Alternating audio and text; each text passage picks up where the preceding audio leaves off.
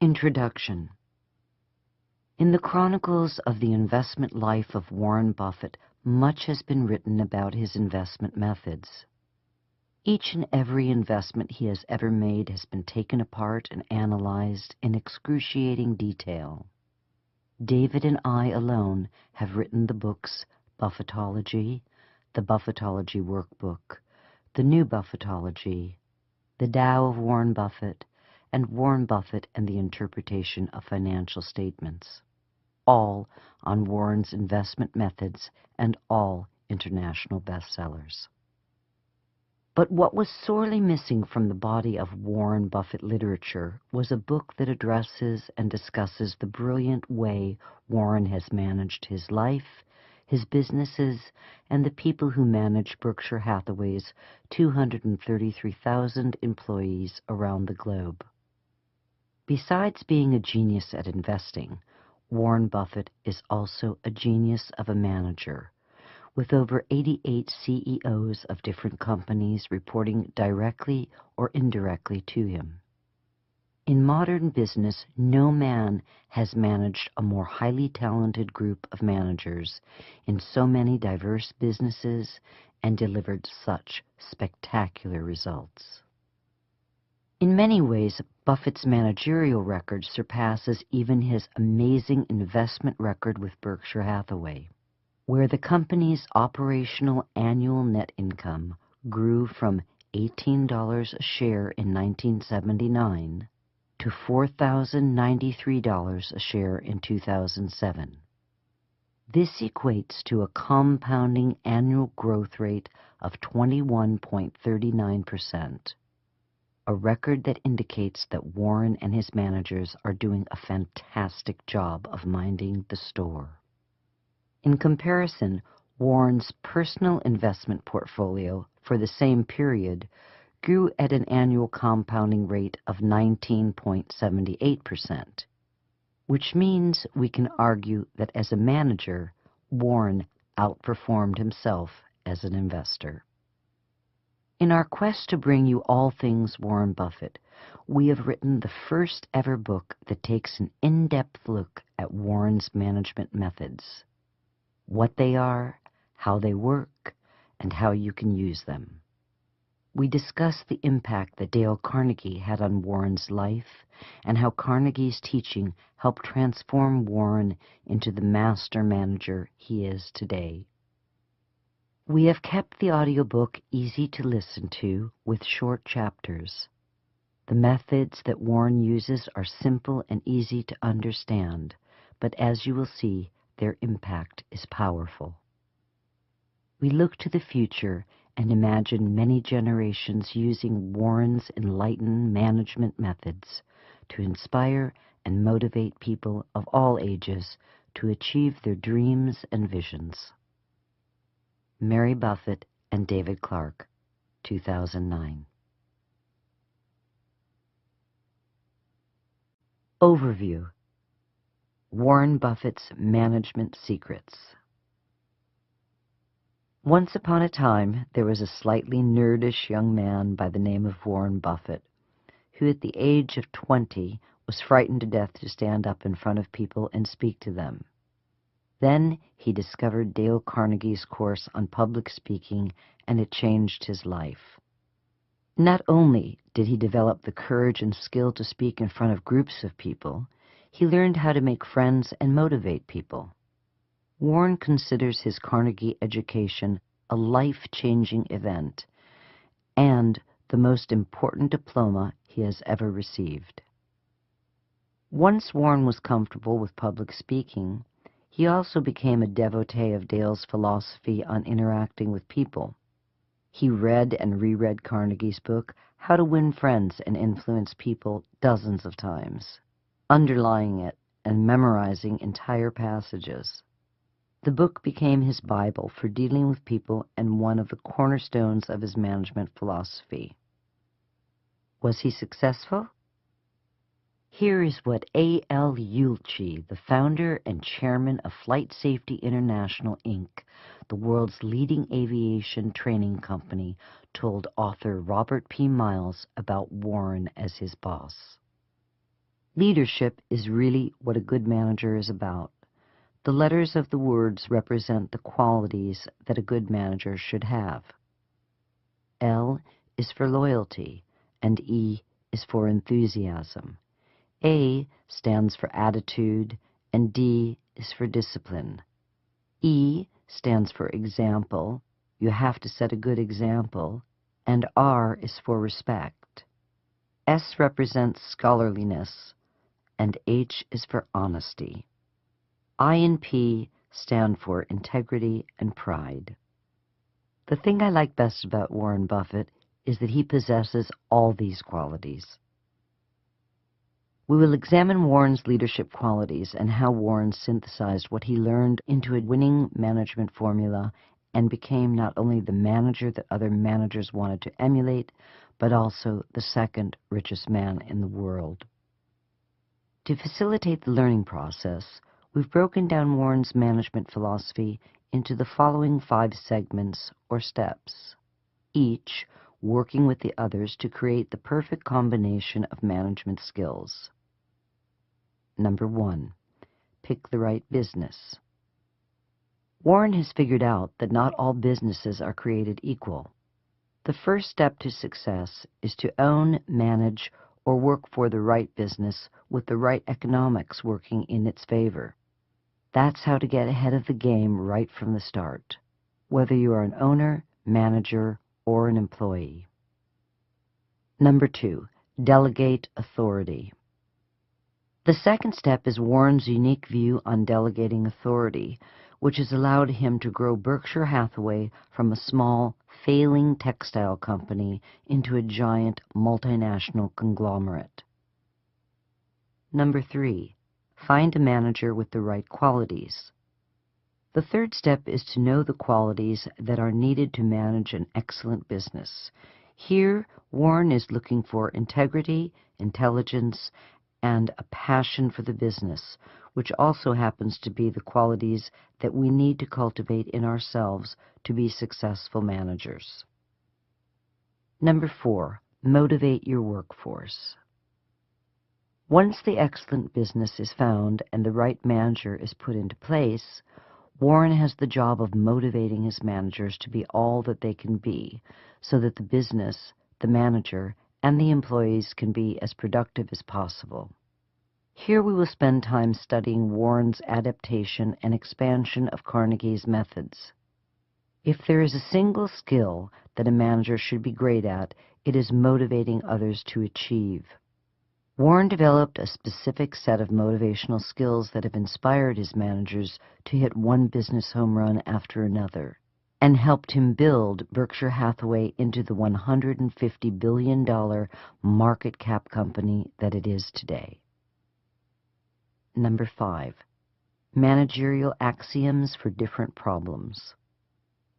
And finally, there are a number of specific Buffett managerial axioms for dealing with everything from managing leverage to handling dishonest employees to keeping costs low. At the end of the audiobook, we'll discuss a few Warrenisms that will help you manage your day-to-day life. Success in business and life usually go hand in hand, and Warren has some helpful hints that will help us improve our life management skills. So without further ado, Warren Buffett's Management Secrets. Step 1. Pick the right business to work for. Working for the right business can mean the difference between a successful, high-paying career or a life of drudgery. It can also mean the difference between a successful long-term investment and one that earns nothing. Warren has discovered that certain kinds of companies have inherent business economics so great that even a bad manager will look good in working for them. These are the kinds of companies that he wants to own, and these are the kinds of companies that we want to work for. Warren has identified a number of characteristics to help us identify these wonderful businesses, which is where we will begin. Chapter 1. How to find the kind of business that offers the greatest career opportunities. There is a huge difference between the business that grows and requires lots of capital to do so and the business that grows and doesn't require capital. Warren Buffett. This is one of the keys to understanding Warren's success as a long-term investor and business manager. Businesses with superior economics working in their favor tend to burn considerably less capital than they earn. This is usually because they produce a brand name product that never has to change, or because they provide a key service that allows them to charge higher prices, which give them better profit margins. With a brand name product that never has to change, a company doesn't have to spend large sums of money on research and development, nor does it have to constantly retool its plant and equipment to implement design changes. Therefore, it can use the same plant and equipment over and over again, year after year, until the equipment finally wears out. All of the money it saves can be used to expand the business without having to burden the company with additional debt or the selling of new shares. The capital needed for growth is generated internally. All of this, of course, helps make the managers of these super companies look brilliant. An example. A company like Coca-Cola never has to spend billions of dollars redesigning its product or retooling its manufacturing plants to stay ahead of the competition. This leaves it plenty of money to spend on such fun things as buying other companies and paying big bonuses to its managers.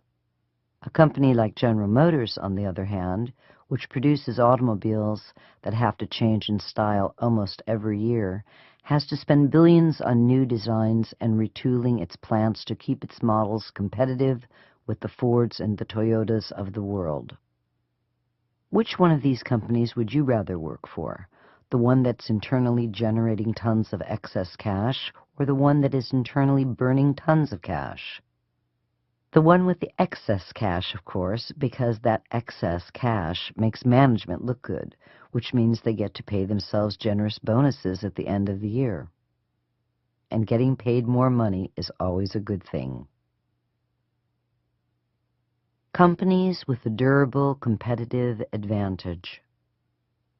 Warren believes that the best company to own, invest in, or work for, the one that offers the greatest opportunity for career advancement, job security, and the long-term making of money, is a company that has what Warren calls a durable competitive advantage.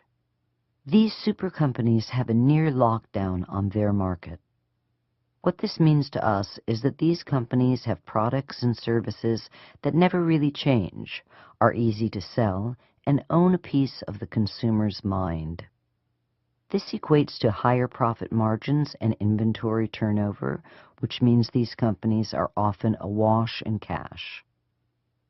On the other side of the coin, there are companies with lousy economics that are very difficult businesses for us ever to look good in. They tend toward boom and bust cycles that make you a star one moment and out of a job the next. So the business that offers us the greatest employment advantage are the ones with some kind of durable competitive advantage working in their favor. Warren has figured out that these super companies come in three basic business models. They either 1. Sell a unique product, 2. Sell a unique service, or 3. Are the low-cost buyer and seller of a product or service that the public is consistently in need of. Let's take a good look at each of these three kinds of super businesses and discover the employment opportunities that they offer. Companies that sell a unique product. This is the world of Coca-Cola, Pepsi, Wrigley, Hershey, Coors, Guinness, Kraft, American Company, Johnson & Johnson, Procter & Gamble, and Philip Morris. Through the process of customer need and experience and the promotion by advertising, These companies have established the stories of their products in our mind, and we immediately think of their products when we go to satisfy a specific need. Want to chew some gum? You might think of Wrigley. Feel like having a cold beer after a hot day on the job? You might think of Budweiser or Coors. For the last 284 years, the Irish on cool, rainy evenings have thought of pints of Guinness and a warm fire at the local pub. And Philip Morris has made a fortune selling Marlboro cigarettes all over the world. Warren likes to think of these companies as owning a piece of the consumer's mind. And when a company owns a piece of the consumer's mind, it never has to change its products, which, as you will find out, is a good thing.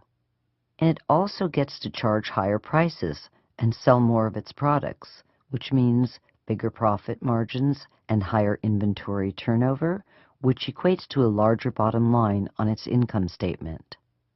These companies are easy to identify because they have consistent and strong yearly earnings and little or no debt on their balance sheets. From an employment perspective, these special companies offer us the easiest opportunity to rise to managerial superstardom. They are awash in cash, which means they can pay generous salaries and huge bonuses. They also have the money to buy other businesses and create new businesses, which means there is plenty of opportunity for a young manager to excel. Believe it or not, things really do go better with a Coke, including your career. Companies that sell a unique service. This is the world of Moody's, H&R Block, American Express, ServiceMaster, and Wells Fargo. Like lawyers and doctors, these companies sell services that people need and are willing to pay for. But unlike lawyers and doctors, these companies are institutional specific as opposed to people specific. When you think of getting your taxes done, you think of H&R Block. You don't think of Jack, the guy at H&R Block who does your taxes. The economics of selling a unique service can be phenomenal. A company doesn't have to spend a lot of money on redesigning its products, nor does it have to spend a fortune building a production plant and warehousing its wares. And firms selling unique services that own a piece of the consumer's mind can produce even better margins than firms selling products. Being a manager in one of these businesses can be a high-paying, rewarding career with few of the financial ups and downs that plague other businesses. Just compare the operations histories of H&R Block and a company like GM. No matter how bad the recession, people still need help filing their taxes. There is never a recession in the tax filing business. But with a company like GM, the whims of the economy can be devastating in just a short amount of time. The management team of H&R Block will never stay awake at nights worrying about union demands, too much debt, or the buying whims of the public. The same cannot be said for the management team of GM. Companies that are the low-cost buyer and seller. This is the world of Walmart, Costco, Nebraska Furniture Mart, Borsheim's Fine Jewelry, and the Burlington Northern Santa Fe. Here, big margins are traded for volume, with the increase in volume more than making up for the decrease in profit margins.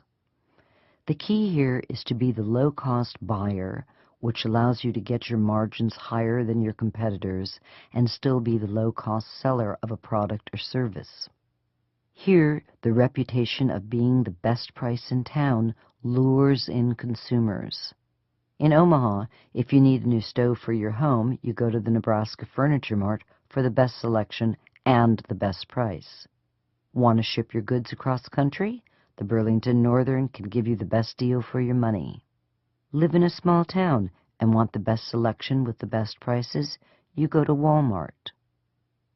Out of the three business models just discussed, the low-cost buyer and seller offers the fewest opportunities for career advancement. The continued stress of having to keep costs low puts great pressure on management and tends to keep salaries low. Yet these businesses still offer better employment and management opportunities than do the mediocre businesses that do not fit into one of these three categories. Now that we know the general model for the perfect business to work for, let's look at their economic picture a little more closely so that we can tell who is who and what companies are our tickets to that very rewarding career. We have selected three very simple economic tests to use to help determine if the company in question is one of those special companies with a durable competitive advantage. Chapter 2.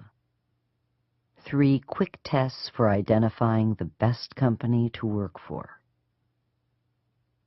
Number 1. Per share earnings test. One of the quickest ways to check the economics of a potential employer is to check the company's yearly per share earnings figures. This is easy to do if the company is a publicly traded entity, difficult to do if it is not. While no one yearly per share figure can be used to identify a company with a durable competitive advantage, per share earnings for a 10-year period can give us a very clear picture of whether or not the company has a long-term competitive advantage working in its favor. What Warren looks for is a per share earnings picture over a 10-year period that shows consistency and an upward trend. Something that looks like this. In '99, a per share earning of $1.30.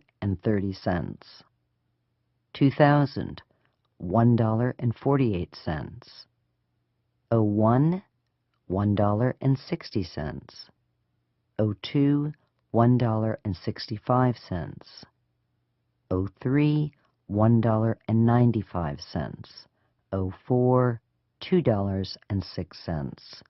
05, $2.17.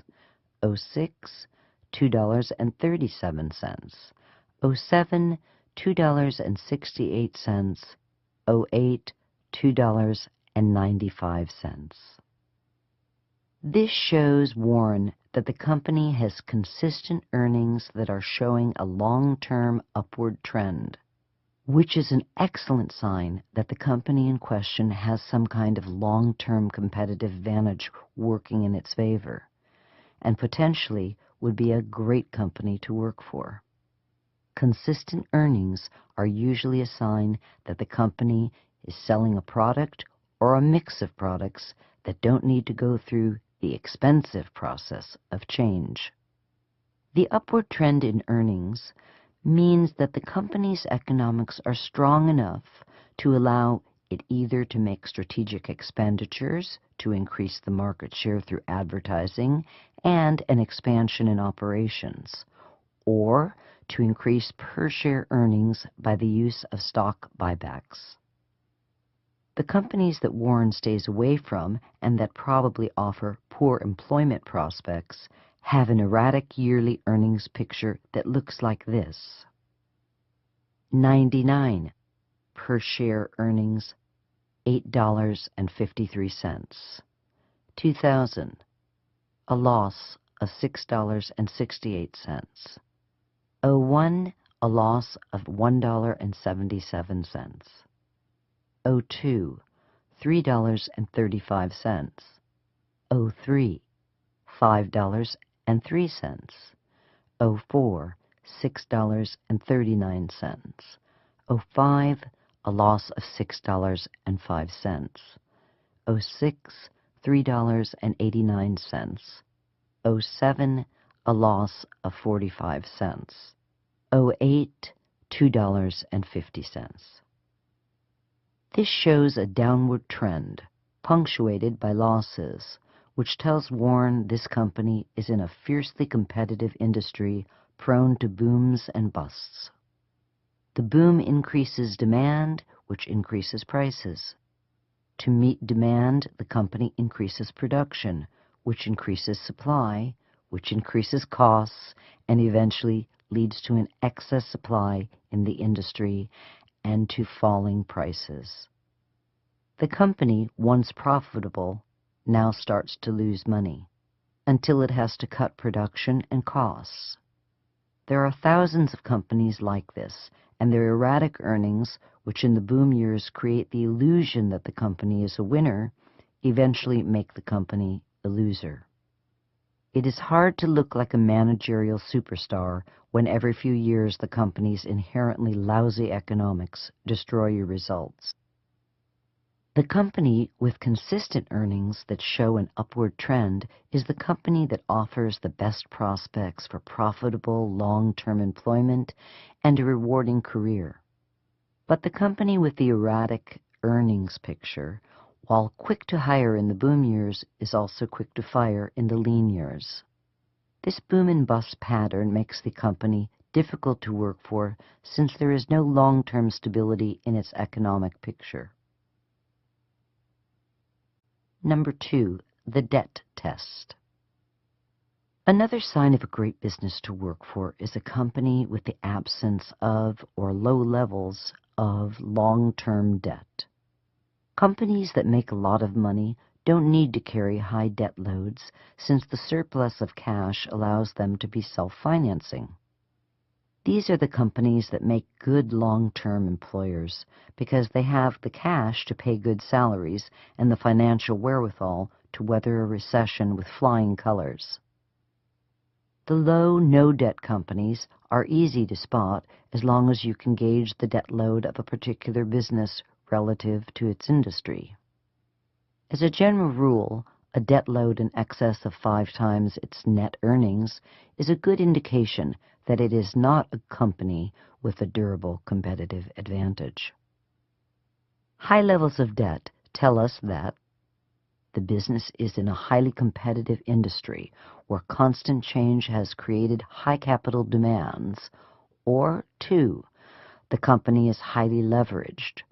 What this means to us is that if we go to work for one of these businesses, the cost of servicing the debt will eat up any excess cash and leave little for salary increases and bonuses. It also means there will be little excess capital for growing the business or acquiring new businesses, which means that there will be little growth in managerial opportunities. And if the economy goes into a recession, these will be the first companies that fire employees in an attempt to cut costs before they go under. Not exactly the company you want to be staking your career on. Number 3, the gross margin test.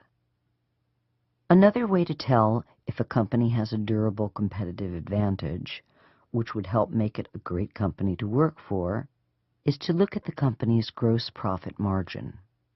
To figure out the company's gross profit margin, we have to look at the company's income statement, which is a financial report for a period of time that shows whether the company made or lost money. Specifically, we have to take the company's revenue and subtract the company's cost of goods sold, which will give us the company's gross profit. Now, if we divide the company's gross profit by its revenue, we will get the company's gross profit margin. Let's take a closer look. Income statement. Revenue, $10,000. Cost of goods sold, minus $6,000. Gross profit, $4,000. Now, if we subtract from the company's total revenue the amount reported as its cost of goods sold, we get the company's reported gross profit. As an example, total revenue of $10 million less cost of goods sold of $6 million equals a gross profit of $4 million. Then, to get the gross profit margin, we take the gross profit of $4,000 divided by revenue, $10,000, equaling the gross profit margin, which equals 40%. Warren is looking for companies that have some kind of durable competitive advantage, business that he can profit from over the long run, which make them fantastic companies to work for. What he has found is that companies that have excellent long-term economics working in their favor tend to have consistently higher gross profit margins than those that don't. Let us show you. Gross profit margin of companies that Warren has already identified as having a durable competitive advantage. Coca-Cola shows a consistent gross profit margin of 60% or better. The bond rating company Moody's, 73%. The Burlington Northern Railroad, 61%. And the very chewable Wrigley's Gum, 51%.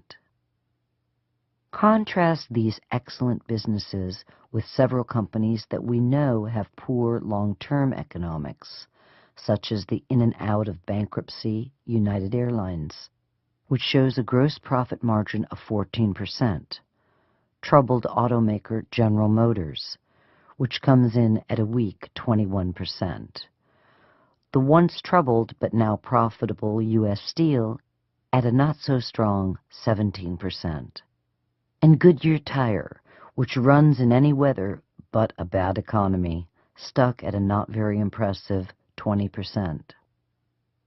In the tech world, a field Warren stays away from because he doesn't understand it, Microsoft shows a consistent gross profit margin of 79%, while Apple comes in at 33%. These numbers indicate that Microsoft produces better economics selling operating systems and software than Apple does selling hardware and services. What creates a high gross profit margin is the company's durable competitive advantage. It allows companies the freedom to price the products and services well in excess of their cost of goods sold. Without a competitive advantage, the companies have to compete by lowering the price of the product or service they are selling, which of course lowers their profit margins and therefore their profitability. It also lowers their ability to raise salaries and give big bonuses, and it diminishes the company's capacity to expend capital on new businesses and to survive a recession. In summary, there are other tests that we can run to help us determine if the company in question has a durable competitive advantage, and we outline those tests in great detail in our book, Warren Buffett and the Interpretation of Financial Statements. But for the quick and dirty, the 3 tests described in this chapter will serve you well when we need to assess whether or not the company offering you a job is one of those great businesses that will take you down the path to a successful and very rewarding career, or if it is a mediocre business that will enslave you to a life of low wages, few opportunities, and little or no job security. While it is within the realm of possibility for a great company over time to turn into a mediocre one, this happened to the newspaper industry. It is a very rare event for a mediocre business to turn into a great one. So if you find yourself working for a company with poor inherent economics, it is better to get out now than to stick around year after year waiting for things to change.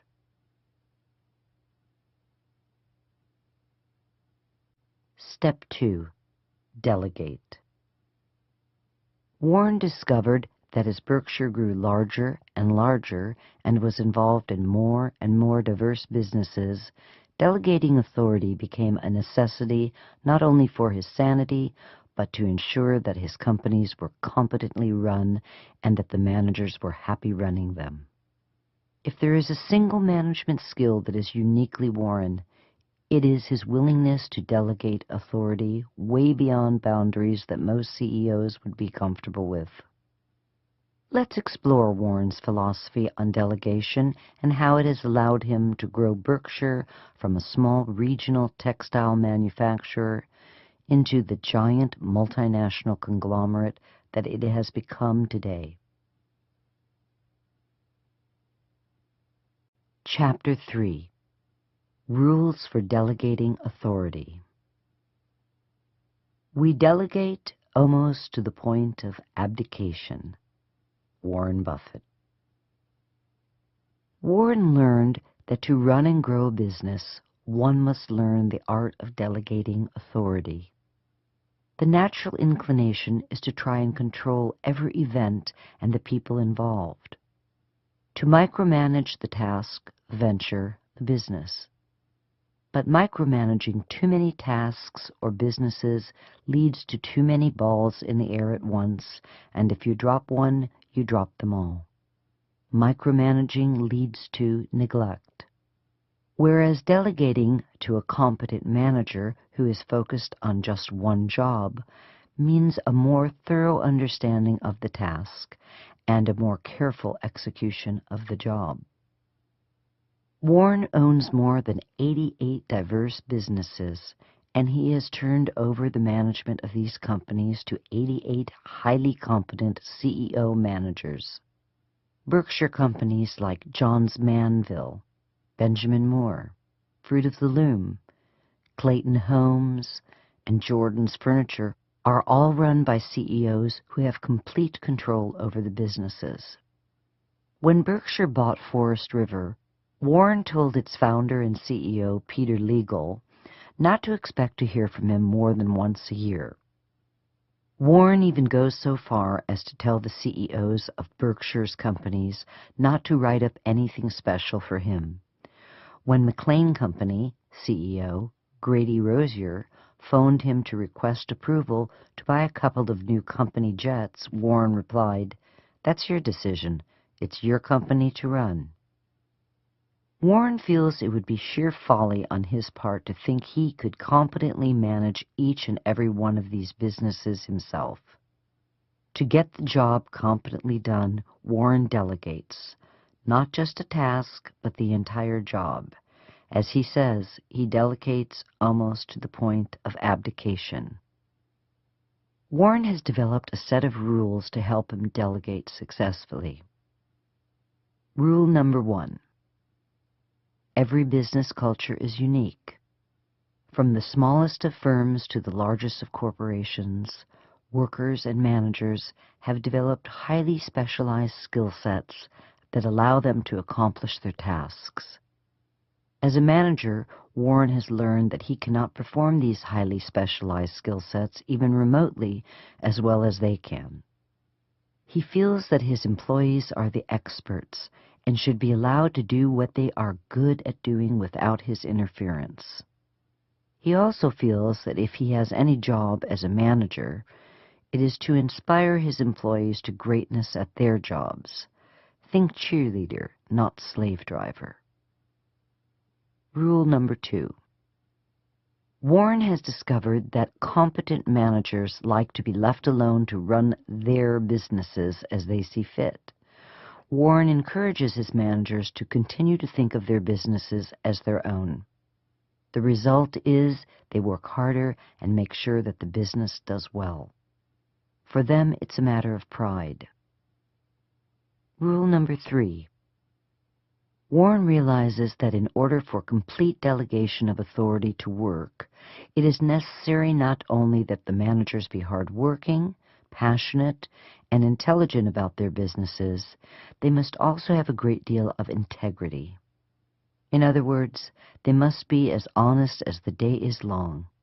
If they are not honest, they just might end up using their hardworking, passionate, and intelligent ways to rob us blind. In summary, Warren's rules of delegation are fairly simple. Each and every business is unique. Your employees are better at doing their individual jobs than you are. If we want the business to grow, we must delegate authority. Managers like to be left alone to run their businesses. And the managers we hire need to be hardworking, intelligent, and most important, honest. Or, as the late great Berkshire manager, Mrs. B, once said regarding the secret to her success in the furniture business, sell cheap and tell the truth. Step 3. Find the right manager for the job.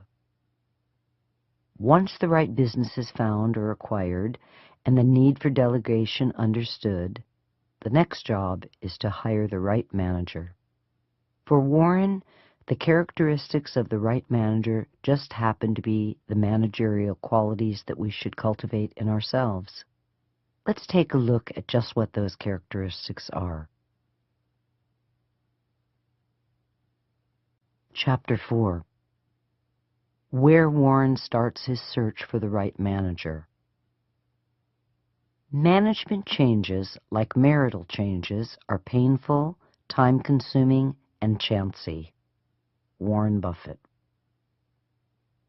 This is a lesson that Warren learned the hard way. By buying businesses that were available at a bargain price but were poorly run. His early investment in Dempster Mills Manufacturing, which we'll discuss in just a minute, is the perfect example of having to replace management several times before finding the right manager. Was it painful? Yes. Was it time-consuming? Yes. Was it expensive? Very. Was it necessary? Most definitely. The key to making managerial changes is to ask, is it absolutely necessary? If the answer is no, we are out of our minds to risk financial ruin by bringing in someone completely new to take over. But if the business is losing money and we think that it is due to the manager and not to the underlying economics of the business, then it is definitely time for a change in management. Warren tries to avoid managerial changes. When he advertises for new companies to buy through investment bankers or his annual letter to Berkshire shareholders, he insists that the business come with competent management already in place. He requires the key managers of each of the companies he owns to write him a letter telling him who in the company would succeed them if they were to die tomorrow. These letters are updated each year. This way, if something does happen to one of his managers, time won't be wasted in trying to find a replacement. Warren gets a manager who is already familiar with the business and was hand-chosen by the person who best understood the company, its people, products, and customers. If Warren has to look outside a company for a manager, he usually turns to people he has already worked with, who have a proven track record. Or he will ask his business associates for a recommendation. This brings us to the short but remarkable story of Dempster Mills Manufacturing and the remarkable Harry Bottle. Dempster Mills Manufacturing was a windmill and water irrigation company in Nebraska that Warren bought into because the stock was selling at 25% of its book value. Once he had stock in the company and had taken a seat on its board of directors, he realized that the reason that the company wasn't doing very well was that it was poorly managed. So he convinced the board members to bring in a new manager, whom they chose. The new manager proved to be even more of a disaster than the manager they had replaced. In desperation, Warren turned to his friend and counsel, Charlie Munger. He asked if Charlie knew of any managerial talent who could save the day. Charlie suggested the name of a man whom Warren would later refer to as the remarkable Harry Bottle. Harry was what is known as a turnaround artist, a manager remarkably skilled at fixing failing businesses. At Warren's invitation and for a $50,000 signing bonus, Harry moved from warm, sunny California to bitterly cold Nebraska, where he stepped in as the new CEO of Dempster. The first thing Harry did was reprice the inventory of spare and replacement parts. Dempster's products needed constant upkeep, which meant that the company did a big business in replacement parts. Some of the parts that Dempster used could be bought at any hardware store, but some were unique to Dempster and couldn't be bought anywhere else. One of the errors that Harry discovered was that Dempster had been marking up all of its parts at the standard 40%, both the common and unique ones. Harry tripled the price of the unique parts that Dempster had a monopoly on and cut back on the inventory levels of the common parts, thereby increasing revenues and freeing up capital. By year's end, Dempster was back in the black and on its way to becoming one of Warren's winning investments. 20 years later, Warren had another managerial problem with one of Berkshire Hathaway's smaller manufacturing businesses, and guess who he called? The remarkable Harry Bottle, of course. The lesson here is this: change managers only when necessary. Promote from within if possible. And if you can't, look for talent with a proven track record. When all else fails, call in the remarkable Harry Bottle. Chapter 5. Victor or Victim. Warren's secret for picking a leader out of the pack. Would you rather be the world's greatest lover and have everyone think that you are the world's worst lover? Or would you rather be the world's worst lover and have everyone think that you are the world's best lover? Warren Buffett. Warren theorizes that all people have either an inner or outer scorecard.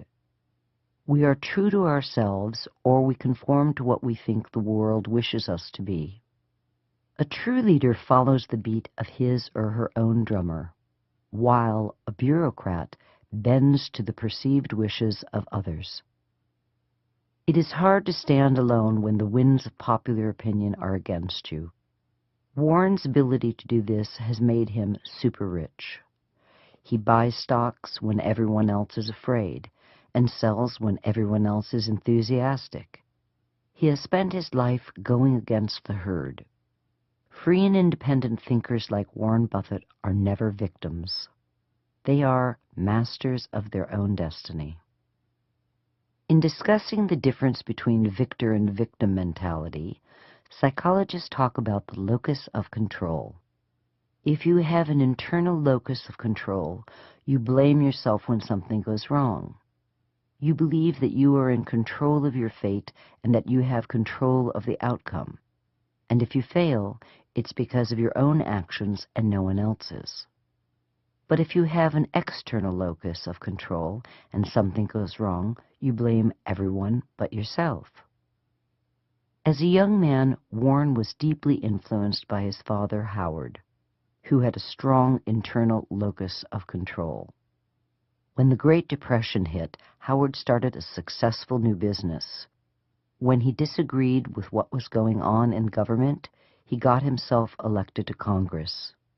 This taught Warren that he, not the world, was in control of his life, and that he, not the world, would determine what his life would look like. Having an internal locus of control is not always easy.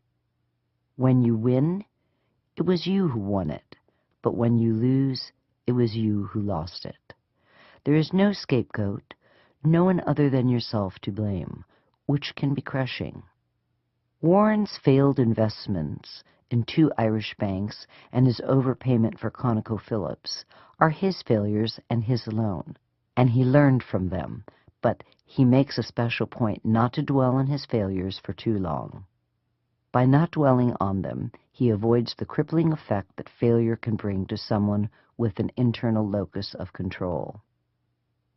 The great lesson here is this: people with an internal locus of control take responsibility for their failures and in the process learn from their mistakes. They are in control of themselves. They are in control of their world. They see problems as challenges to be conquered. Think Bill Gates. People with external locus of control don't believe that they have the power to solve their problems. They believe that they are the victims of circumstances that are beyond their control. Think Wall Street. Which view do you think leads to riches and greatness? Which type of person would have the strength to lead a company or nation through hard times? Are we victor or victim? Victors make great managers and leaders because they can take responsibility and solve problems.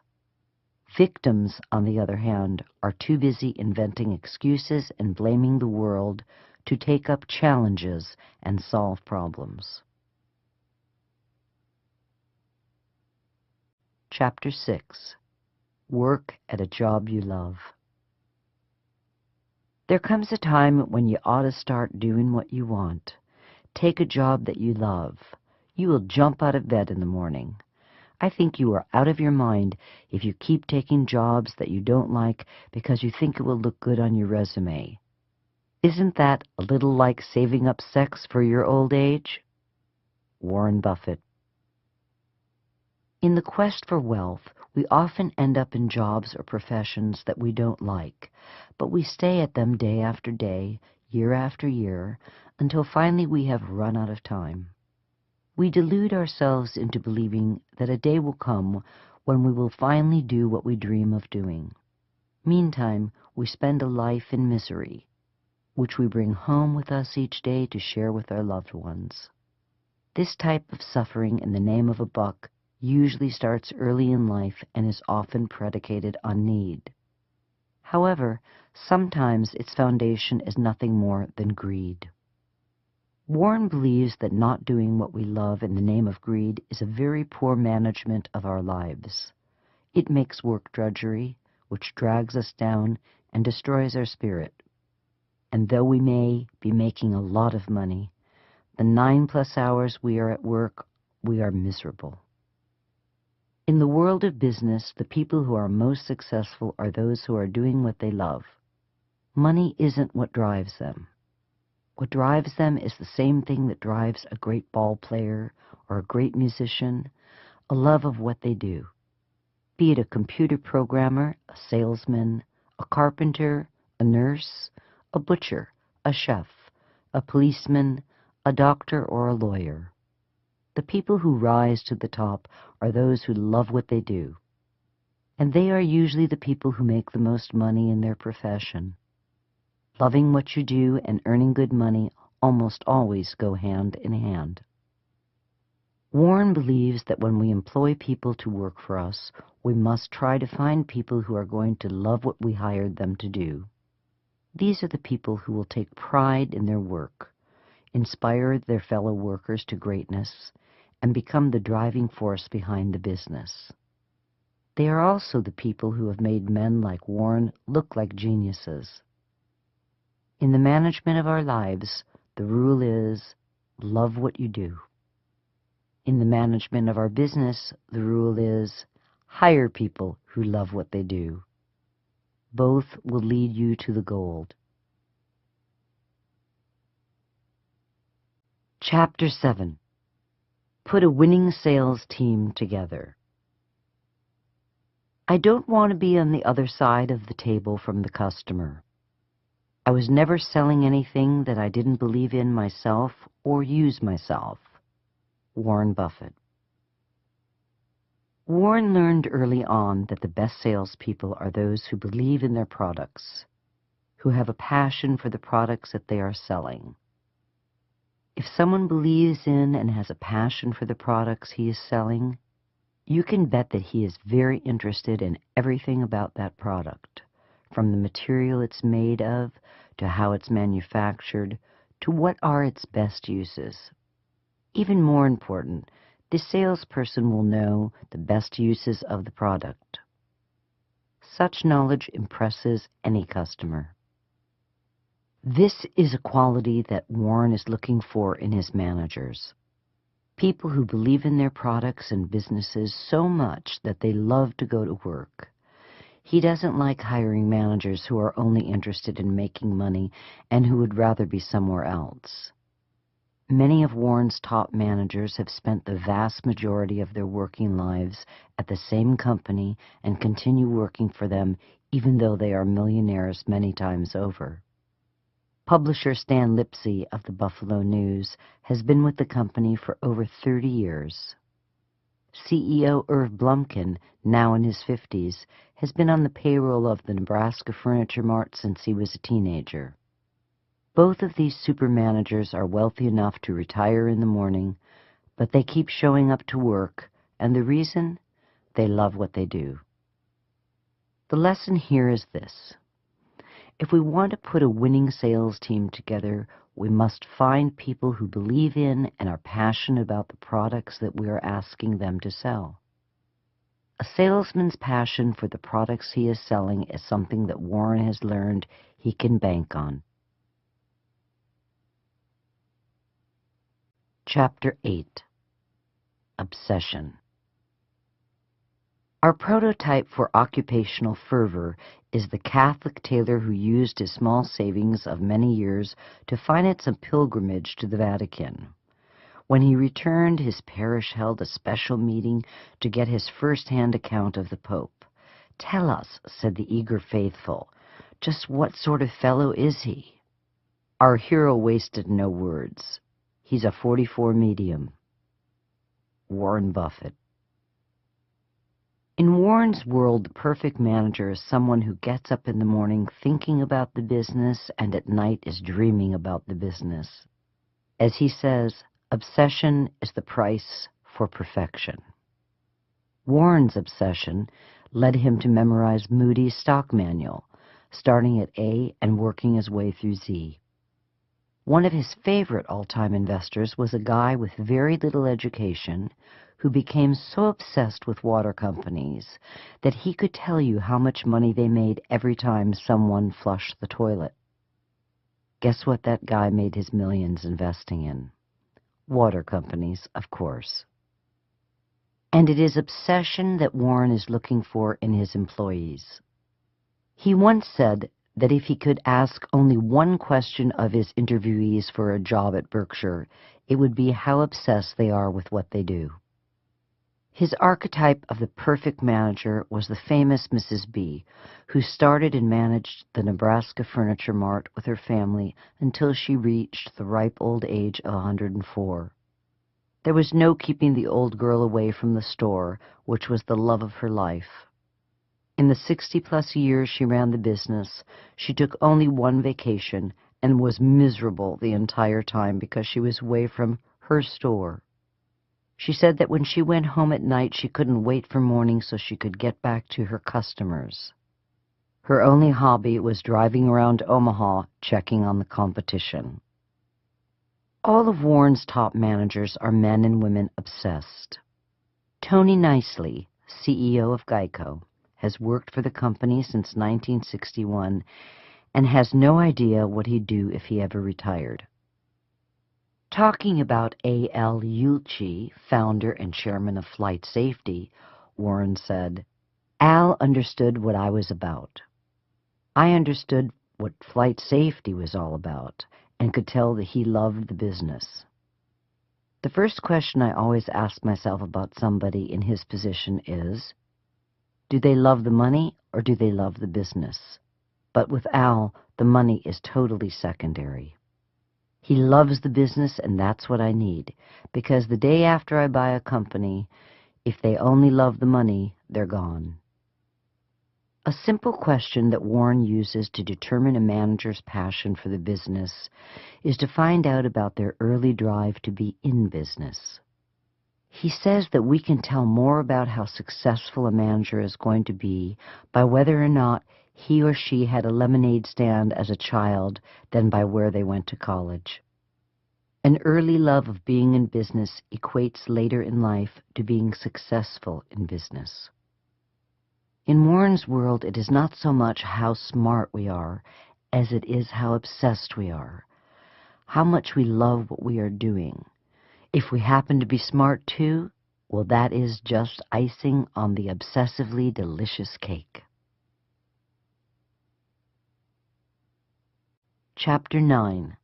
The Power of Honesty. We also believe candor benefits us as managers. The CEO who misleads others in public may eventually mislead himself in private. Warren Buffett. Warren says that a manager or an employee who is truthful with others about his mistakes is more likely to learn from them.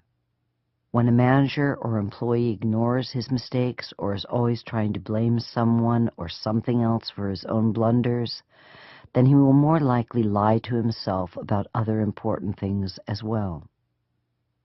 Warren has found this to be especially true in all matters of accounting, and believes that a willingness to fuddle with one set of numbers will eventually lead to a willingness to misrepresent all the numbers. Or, as Warren says, managers who always promise to make the numbers will at some point be tempted to make up the numbers. Warren has an underlying theme of truthfulness in his personal and business lives that he describes as one of the key character traits to aspire to. As he says, you don't want to be in business with people who need a contract to be motivated to perform. In the world of business, a manager who is as honest as the day is long as money that is already in the bank. Chapter 10. Manage Costs. The really good business manager doesn't wake up in the morning and say, "This is the day that I'm going to cut costs," any more than he wakes up and decides to practice breathing. Warren Buffett. Profit is the lifeblood of a business. Lack of profit is the death of a business. The only way to make a profit in business is to have lower costs than the prices you are charging for the products that you sell. The difference between the two is called a profit margin. There is no other way to make money, no other equation. You either make a profit or you don't. And if you don't make a profit, you won't stay in business very long. If you make a lot of profit, you can do more than just make a living. You can become rich. As managers of business, we have two main goals. Inspire our sales force to sell as much of the product as possible at the highest possible price, and inspire our manufacturing and buying teams to produce or acquire the products we sell at the lowest possible prices. It takes two to tango, and it takes two to make a profit. The task of keeping costs low is the most important because it determines the pricing of the product. Lower costs mean that we can sell the product at a lower price, which will make the product more desirable and easier to sell. The way to determine whether your managers are going to be cost conscious is to look at how they handle the seemingly little costs. Warren says, if managers aren't disciplined on the little things, they will probably be undisciplined on the large things as well. He likes to tell the story of Benjamin Rosner, the owner of Associated Cotton Shops, who was so fanatical about keeping costs low that he once counted the sheets on a roll of toilet paper to make sure that his vendor wasn't cheating him. Warren also likes to tell about Tom Murphy, CEO of Capital Cities Communications, who was so cost-conscious that when he had his office building painted, he didn't paint the back wall because no one would see it. Tom considered public relations and legal departments to be frivolous expenses. He figured that if and when these services were needed, freelancers could be hired at a fraction of the cost. And when he merged Capital Cities with the ABC television network, the first thing he got rid of was ABC's private dining room. Warren loved Tom. Another aspect of the cost-cutting equation deals with personal savings. If we are in a 40% tax bracket, we have to earn $10 to have $6 to spend. So if we reduce our living costs by $6, it is actually the same as making $10 and getting to save $6 of it, which can then be invested. As Benjamin Franklin said, if you know how to spend less than you get, you have the philosopher's stone. The philosopher's stone was a tool alchemists used to turn lead into gold. In the early part of Warren's life, he was fanatical about keeping his living costs low, which is why he drove an old VW Beetle long after he became a multimillionaire. The money he had saved driving a cheap car gave him more money to invest to make himself even richer. The bottom line here is this. When Warren looks for a manager, he wants someone who is cost-conscious as a way of life, not just when the business is starting to fail. Cutting costs is the fastest and easiest way to increase the bottom line of both our businesses and our personal fortunes, which means that it is the easiest way to get rich. And easy is always a good thing when it comes to making money. Chapter 11. Have an eye for the long term. There's really a lot of overlap between managing and investing. Being a manager has made me a better investor, and being an investor has made me a better manager. Warren Buffett. Warren is a long-term investor. His favorite holding period for companies with exceptional economics working in their favor is forever. This long-term perspective is the fountain that produced his great wealth. But most managers of businesses tend to have a time horizon of under a year. They live in a world defined by quarterly and yearly results. If they surpass quarterly or yearly projections, they'll get fat bonuses and promotions. Fail to bring in quarterly or yearly projections, and heads start to roll. This tends to keep management focused on the short term. This short-term focus almost kills any long-term planning on the part of management. Managers are driven to make the short-term numbers at the cost of long-term planning. They often have no plans to exploit future opportunities, nor do they plan ahead for a potential recession. This is reactive management as opposed to the proactive management that Warren practices. Warren learned from investing that the long-term perspective that had served him so well personally would also serve him well in businesses. One of the first things that Warren asks his managers to do when they join his firm is to stop worrying about the short-term ups and downs of the business and focus on making the business strong and viable for the long term. Another lesson that Warren learned is that any management's intense focus on the short term tends to make those managers poor allocators of capital, which creates two very big problems. The first is that management may keep throwing good money after a mediocre business long after it's time to put that capital to use elsewhere.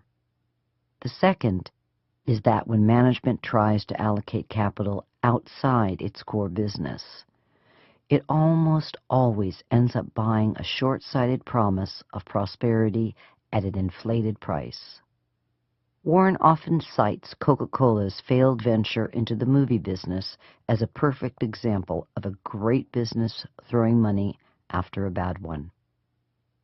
When Warren bought into Berkshire Hathaway, it was a mediocre business that was spending more money than it was earning in a desperate attempt to compete with foreign textile manufacturers.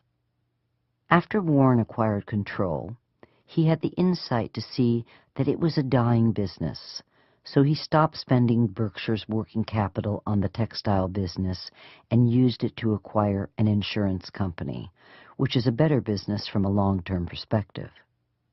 How did he know that that textile business wasn't going to make it and that insurance was going to be the better business?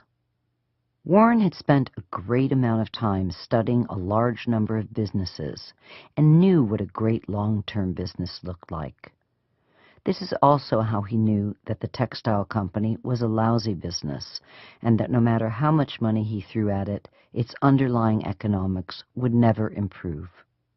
Eventually, Berkshire had to close its textile operations, but by then, its insurance operations were well on their way to helping Berkshire blossom into the financial powerhouse that it is today.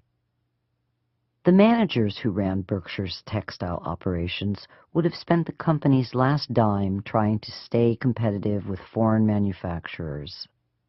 It was lucky for Berkshire shareholders that Warren had the clarity of vision to see what the future of the textile business looked like and the foresight to invest the company's working capital in a company that had far better long-term prospects.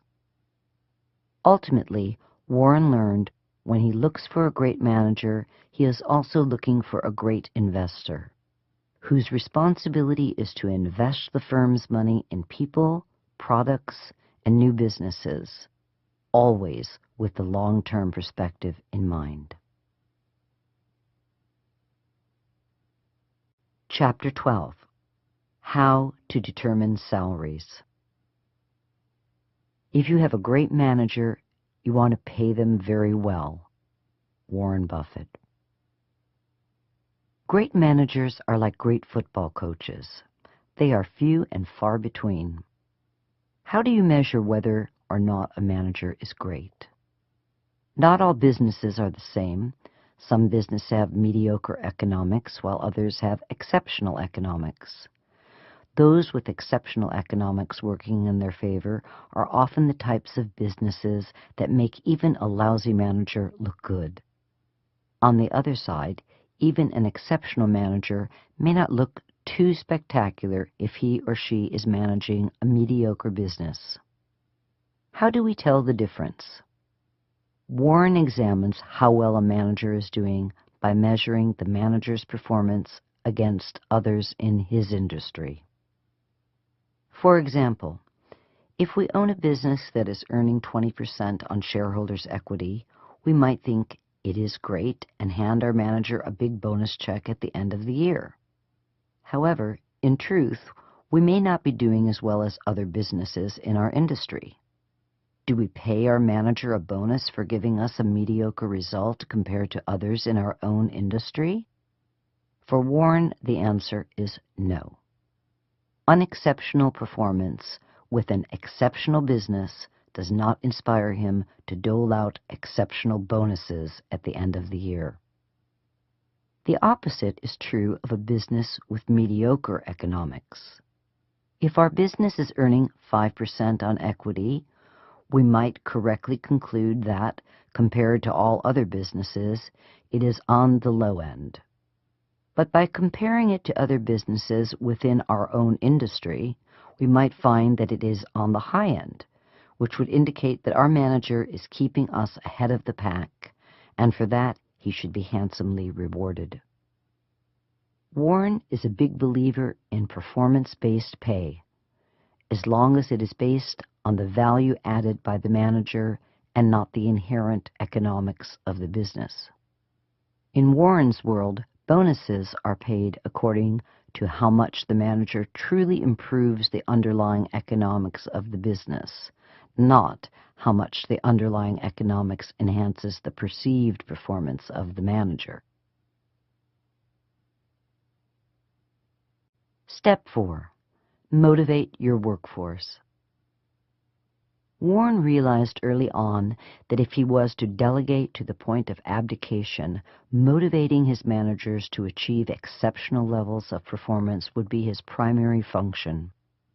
Once he found the right businesses and put the right managers in place, all he had left to do was motivate his managers to be all that they can be. In this portion of the audiobook, we present the management motivational skills that Warren uses. We explain what he learned from Carnegie and others and how he adapted this into a winning management style. From first impression to using praise, to understanding the dangers of using criticism, to the subtle use of suggestion, Warren is masterful in inspiring and influencing his managers. We begin by examining his use of first impression to set the stage.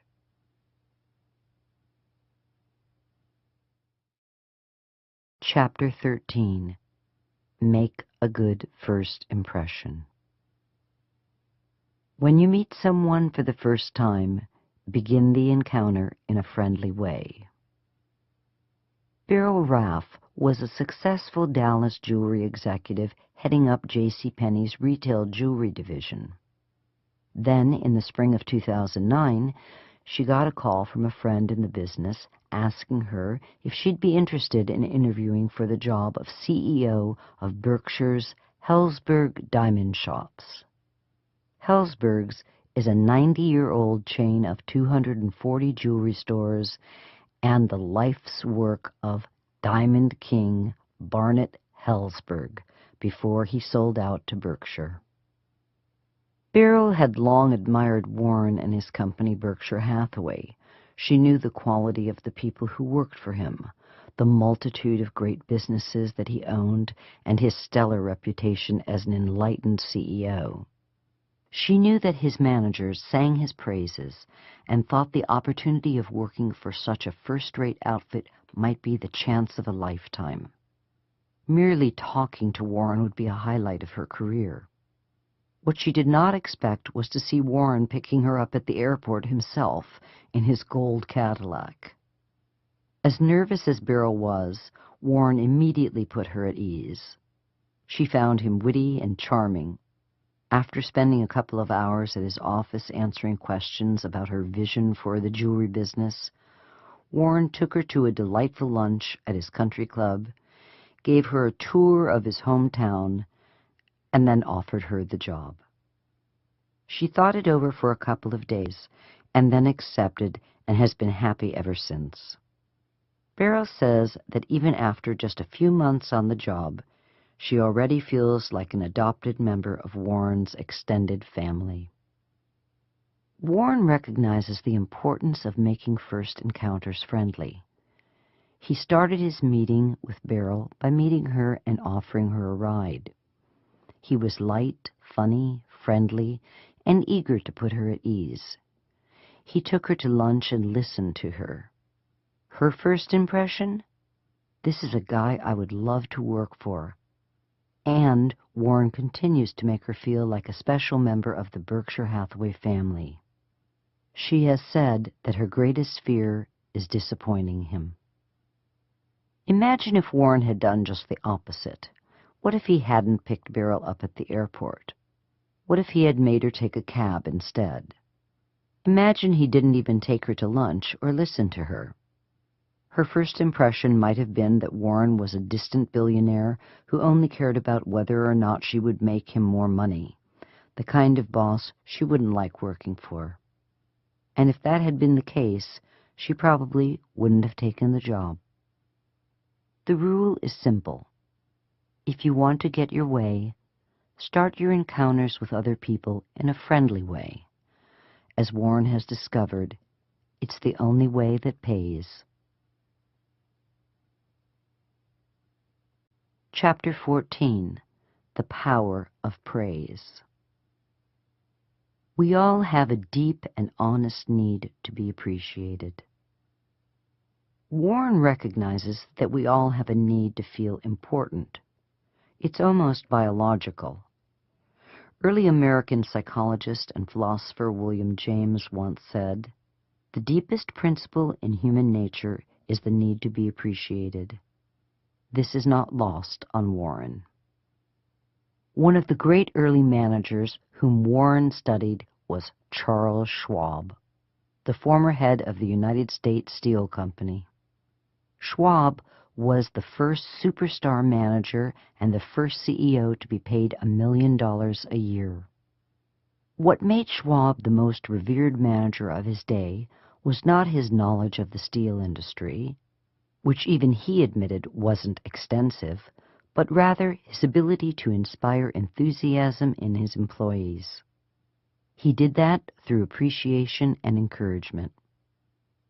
Schwab said, "I consider my ability to arouse enthusiasm to be my greatest asset, and the way to develop the best that is in a person is by appreciation and encouragement. There is nothing that kills the ambitions of a person as much as criticisms from superiors. I never criticize anyone. I believe in giving people incentive to work, so I am anxious to praise but loath to find fault. If I like anything, I am hearty in my appreciation and hearty in my praise." Schwab noted that his boss, Andrew Carnegie, had even gone so far as to praise his employees publicly as well as privately. Warren follows Schwab's advice as if it were creed, praising employees and managers for the small things and gushing over them for the big. He is the consummate cheerleader and his employees' biggest fan. He never misses a chance to praise his managers in private or at Berkshire's annual meetings and in its annual reports. Warren learned from Schwab that if he praised people for the little things, they'd give him even bigger things to praise them for later on down the line. For Warren, praise truly is the gift that keeps on giving. Chapter 15. The Power Reputation. Give your employees a fine reputation to live up to, and praise them every chance you get. Warren learned the importance of giving your employees a fine reputation to live up to from Carnegie, who stressed the point to his readers by telling the following story. A manager worked with a long-time trusted older employee who had become bored and lackadaisical about his work, resulting in a lowering of the worker's craftsmanship and productivity. The manager reviewed his options. He could fire the older employee, but then he'd have to replace him. He could threaten him with being fired, but the worker would probably resent him. Instead, he chose to talk to the employee one-on-one, friend to friend. In the course of the conversation, he told the worker he was one of his best employees, and that he was an inspiration to other employees, and that many customers in the past had complimented his craftsmanship. But as of late, he said, the employee's work had slipped. The manager said he was worried about him and was wondering if there was anything he could do to help. How did the worker respond? Realizing he had a fine reputation to live up to, he stopped doing shoddy work, increased the level of his production, and returned to being the worker that others looked up to. Warren praises his managers as being the best in the business. He notes this admiration in his annual letters to the Berkshire shareholders, mentions it at the Berkshire's annual meeting, and talks about it when interviewed by the press. He never misses an opportunity to give his managers a fine reputation to live up to, which is easy for him to do since they are the best in the business. Advice to Bono. Warren's theory on giving his manager a fine reputation to live up to dovetails with the advice he gave the rock star Bono, who sought out Warren's advice on how to inspire Americans to help him in his battle against poverty in Africa. Warren told him, "Don't appeal to the conscience of America. Appeal to the greatness of America, and you'll get the job done." Appealing to a person's conscience means subtly appealing to his or her sense of right or wrong. What kind of person are you if you don't want to help poor, starving people in Africa? This plays on our sense of guilt. We tend not to like people who make us feel guilty. In fact, we spend most of our time trying to avoid them. Instead, Warren advised Bono to speak to the American people's sense of greatness. Imagine how a statement like this, that plays to people's sense of guilt, would have made Bono's American listeners feel. All these poor people are starving in Africa. Are you, the richest nation on earth, just going to sit there and let them starve? Now compare it to, you are the most intelligent nation on earth. You won World War II against impossible odds, and you pierced the heavens to put a man on the moon. When I was confronted with this tremendous problem of helping the poor, suffering, lost souls in Africa, I thought, to whom should I turn? Then I had an epiphany. I should turn to the greatest nation in the world, the one people that can solve really tough problems, the one nation that can accomplish the impossible. Warren advised Bono to appeal to America's sense of pride, its sense of greatness, its fine reputation. Give a person or a nation a fine reputation to live up to, and they will live up to it. Make them feel guilty and ashamed, and they will disappoint you.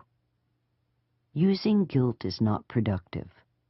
Appealing to the greatness of others is what works for Warren, and it will work for you. Most important, it works for the employees and the managers you are trying to inspire. Chapter 16. The Dangers of Criticism. Using criticism to motivate is futile because it puts a person on the defensive, wounds his precious pride, and hurts his sense of importance and arouses resentment. Warren has discovered that uninvited criticism is something we all hate to hear. It breeds resentment. It can drive us out of our parents' house as young adults. It has been the cause of many a failed marriage. Yet many of us make the mistake of bestowing uninvited criticism on others, especially in the workplace. Warren learned long ago that criticism was not the way to inspire his managers. It doesn't make for lasting change, and it destroys any kind of productive working relationship.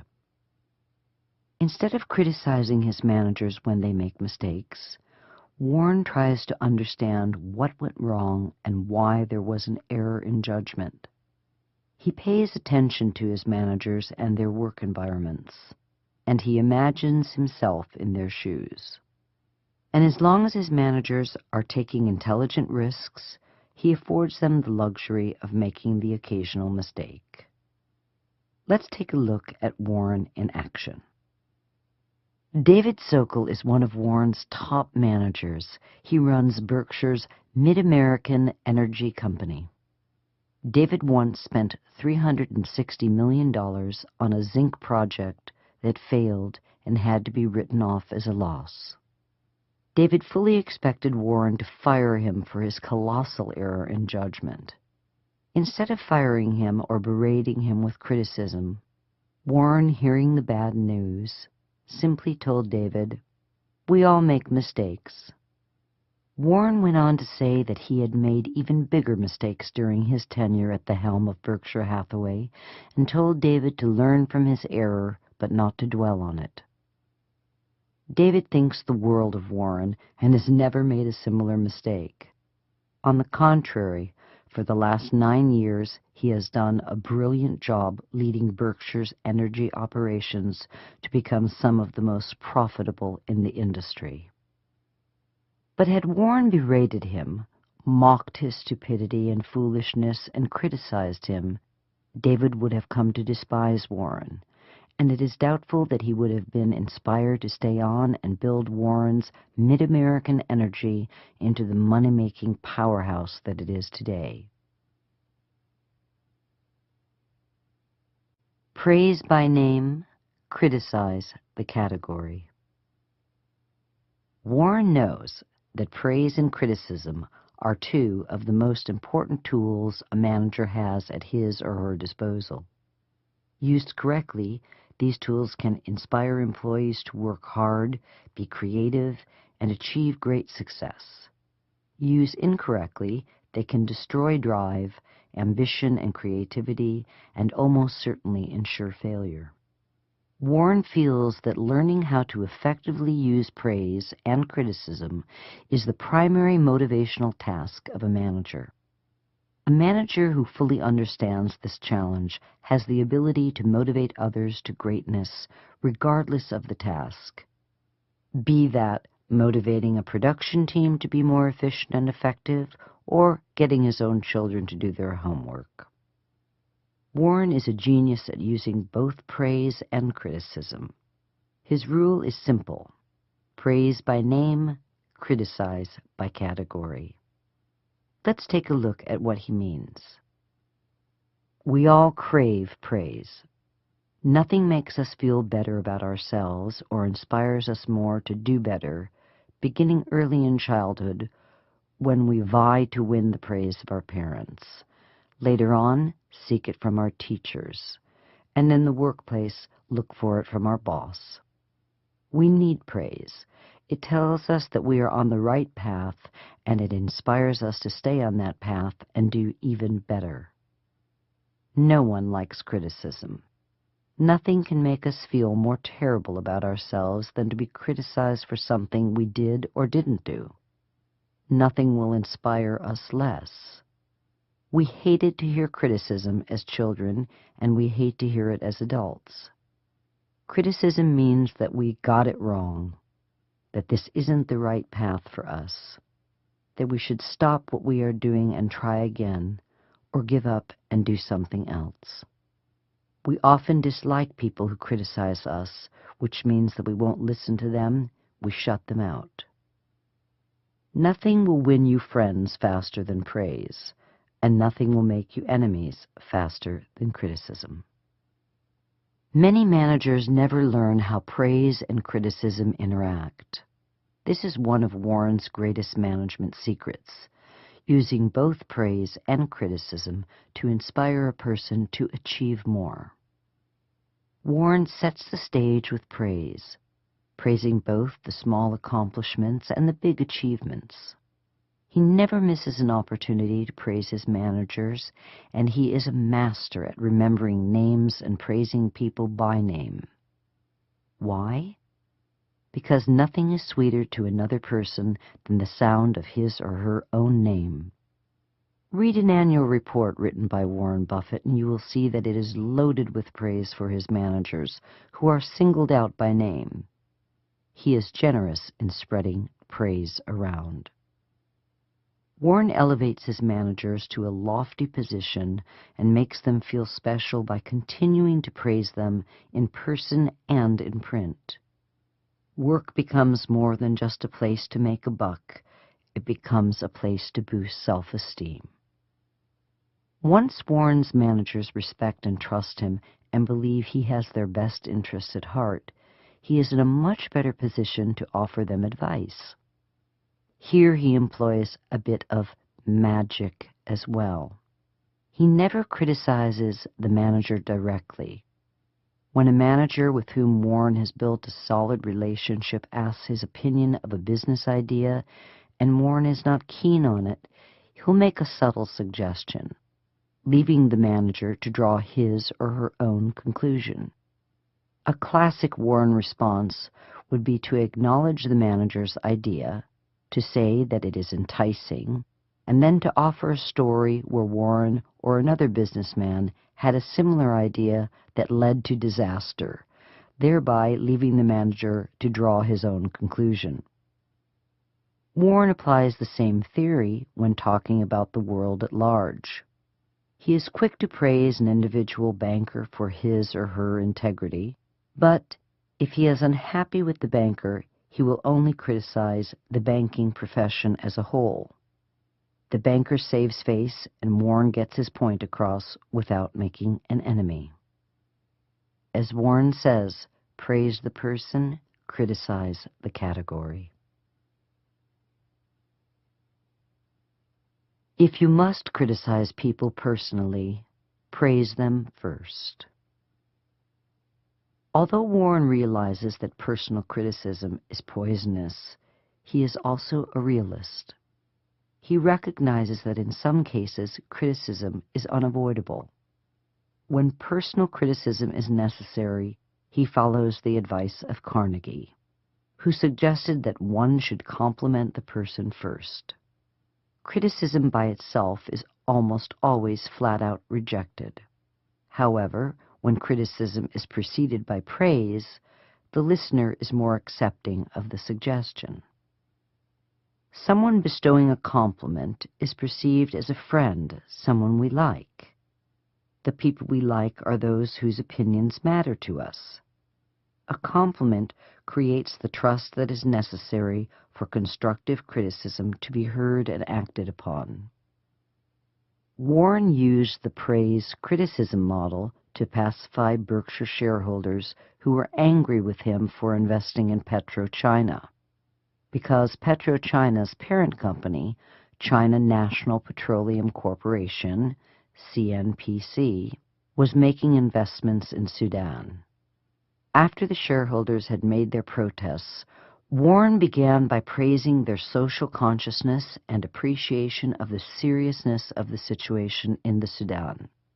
Then and only then did he offer criticism of their position, arguing that since PetroChina was a subsidiary of CNPC, Berkshire had no way to influence it. Here are some general examples of the praise-criticism model. 1. Business. Johnny, you are doing a wonderful job at handling the mail. You're a great improvement over the last guy we had in this job. I'm very happy with your performance. However, your approach to handling customer complaints is still a little rough. May I offer you a few suggestions? 2. Family. I can see that by your report card that you are doing very well in spelling, which is fantastic. I'm very proud of you for doing so well. However, you seem to be running into some difficulties in math. I had that problem when I was your age, and I was wondering if you might be open to me lending a hand in getting you over this rough spot. The rule here is pretty straightforward. Avoid using criticism as it were the plague, but when you have to, praise the person first and then criticize the category. If that doesn't work, praise the person first before you criticize him directly. This approach works for Warren, and it will work for anyone who is willing to open the door first with sweet praises. Chapter 17. How to Win an Argument. To win an argument, you sometimes have to lose. Warren learned early on that the way to win an argument was not to have one in the first place, that to openly correct someone might cause them to lose face, and in the process the person could end up resenting him. Warren learned from Carnegie that instead of taking issue with someone, it was better to agree with them so that you could win the person's trust, and in the process get the person to listen to your ideas. Warren fully embraces this philosophy, and he is famous for avoiding conflict and arguments. Warren is also well known for listening to people and for respecting their opinions, even when they are contrary to his own. But it is his ability to agree with the other person's argument that allows others to relax and to hear Warren's position. And Warren knows that getting the other person to listen to you is the first step to winning any argument. An example. If young Warren, as a security salesman, was out selling Geico stock and went to visit a potential client who told him that he preferred to invest in Philip Morris, Warren, instead of arguing with him, would agree that Philip Morris was a great company and a wise investment. This would put an immediate end to potential conflict and allow Warren to then engage the client in a discussion about the wonderful virtues of Geico. The influence of Benjamin Franklin. The wisdom of American founding father Benjamin Franklin has played an important role in the education of both Warren and his partner Charlie Munger. At Berkshire shareholder meetings and in annual reports, they are both quick to cite Franklin's influence on their business and life philosophies. Thus, it is no surprise that Franklin's strategy of avoiding arguments and respecting other people's opinions found its way into Warren's quiver of ways to get people to listen to his ideas. We've picked a small piece from Franklin's autobiography that Warren found influential on this point. Here is what Franklin had to say. I made it a rule to forbear all direct contradictions to the sentiments of others, and all positive assertion of my own. I even forbade myself the use of every word or expression in the language that imported a fixed opinion, such as certainly, undoubtedly, etc. I adopted instead of them, I conceive, I apprehend, or I imagine. A thing to be so, or so it appears to me at the present. When another asserted something that I thought an error, I denied myself the pleasure of contradicting him abruptly, and of showing him immediately some absurdity in his proposition. In answering, I began by observing that in certain cases or circumstances his opinion would be right, but in the present case there appeared or seemed to me some differences, etc.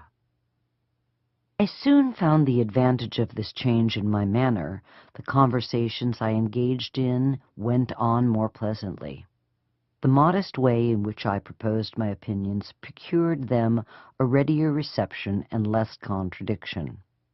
I had less mortification when I was found to be in the wrong, and I more easily prevailed with others to give up their mistakes and join with me when I happened to be in the right. Franklin explained that his ability to persuade his fellow countrymen to follow his ideas was a result of this approach. Warren has learned that avoiding arguments and accepting others' opinions is one of the secrets to getting other people to listen to you, which just happens to be a very helpful skill to have if you are trying to build fantastic fortunes and great nations. Chapter 18. Speak to the other person's wants and needs. When you want someone to do something, stop thinking in terms of what you want and think in terms of what they want. Warren has learned that discovering what his managers need or want and being able to speak to their needs and wants is one of the great secrets to being successful as a manager and a business owner. One of Warren's early influences in this area was Henry Ford, the great industrialist of the 20th century. Ford, in his autobiography, said, "If there is any one secret of success, it lies in the ability to get the other person's point of view and see things from that person's angle as well as from our own." Warren incorporated this idea into both his family and business lives. When he wanted his children to do something or to change their behavior, instead of nagging or criticizing them, he spoke to their wants. If he wanted them to lose weight, he offered a reward for weight loss, which spoke to their teenage want of ready cash. When seeking to buy a privately held family business for Berkshire Hathaway, Warren speaks to the owner's pride in the business. He understands that the owner may want to sell the company for the most money possible, but that person also needs to make sure that the company's loyal employees are well taken care of and that once sold, the company isn't broken apart and sold off piece by piece. Over the years, Warren has enticed more than a dozen businessmen and women to sell their privately held companies to him, even when those owners have been offered more money by other companies and leveraged buyout firms. In the case of the Nebraska Furniture Mart, owner Rose Blumkin had been offered $80 million for the entire company by a German conglomerate. She wanted the money, but really didn't want to give up running the business she had built and loved. So instead of selling out to the Germans, she sold 90% of it to Warren for $40 million, because he agreed that Mrs. B and her sons could stay on and continue running the entire show. Warren got a fantastic business at a great price, with the brilliant Mrs. B and her all-star management team thrown into the deal, all because he spoke to her needs. And there is little doubt that A.L. Ueltschi, founder and chairman of Flight Safety, would have gotten more money if he had sold out to a leverage buyout firm. But Warren spoke to his needs and offered him the best of both worlds: a ton of money and the chance to keep working at what he loves to do, which is running Flight Safety. What did Warren get? He got a terrific business run by a genius of a man at a price that still keeps him smiling. Does it get any better than that? Chapter 19. Encourage others to come up with the right idea.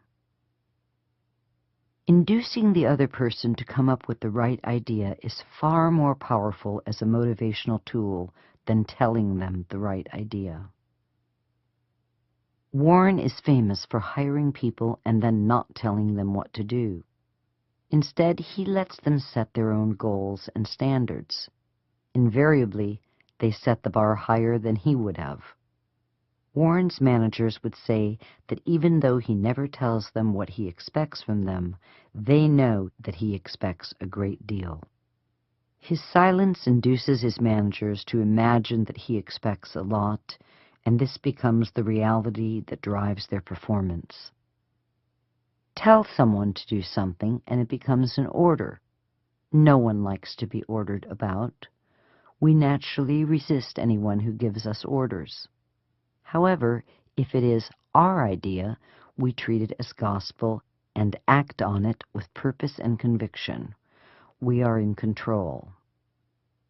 A perfect example is a motivational story that Carnegie used to tell about an auto dealership sales manager who, after many failed attempts at motivating his salesmen, finally called his sales team together and asked them to tell him what they expected of him as a manager. As he listened to their answers, he wrote them out on a blackboard. Then he asked what he had a right to expect from them. They spoke right up, saying that he could expect them to be honest, hard-working team players and that they would show initiative and optimism. They would set their own standards. Did they live up to them? Not only did they live up to them, they far exceeded them, bringing in record sales. It's a very simple concept that is easy to put into action in our everyday lives. Here are a few examples. Instead of ordering someone not to do something, illustrate the negative consequences of doing it. Don't swim in the lake becomes, there are crocodiles in the lake and they like to eat little children. The child is then induced to thinking of crocodiles eating him, which compels him not to swim in the lake. Instead of ordering someone to do something, illustrate the positive consequences of doing it. I want sales production to increase becomes, if sales production increases, it will make me happy and I'll be able to pay bigger bonuses at Christmas. The workers realize that an increase in sales will make for a happy manager and bigger Christmas bonuses. If you're wondering how to better manage your children, try using the same method.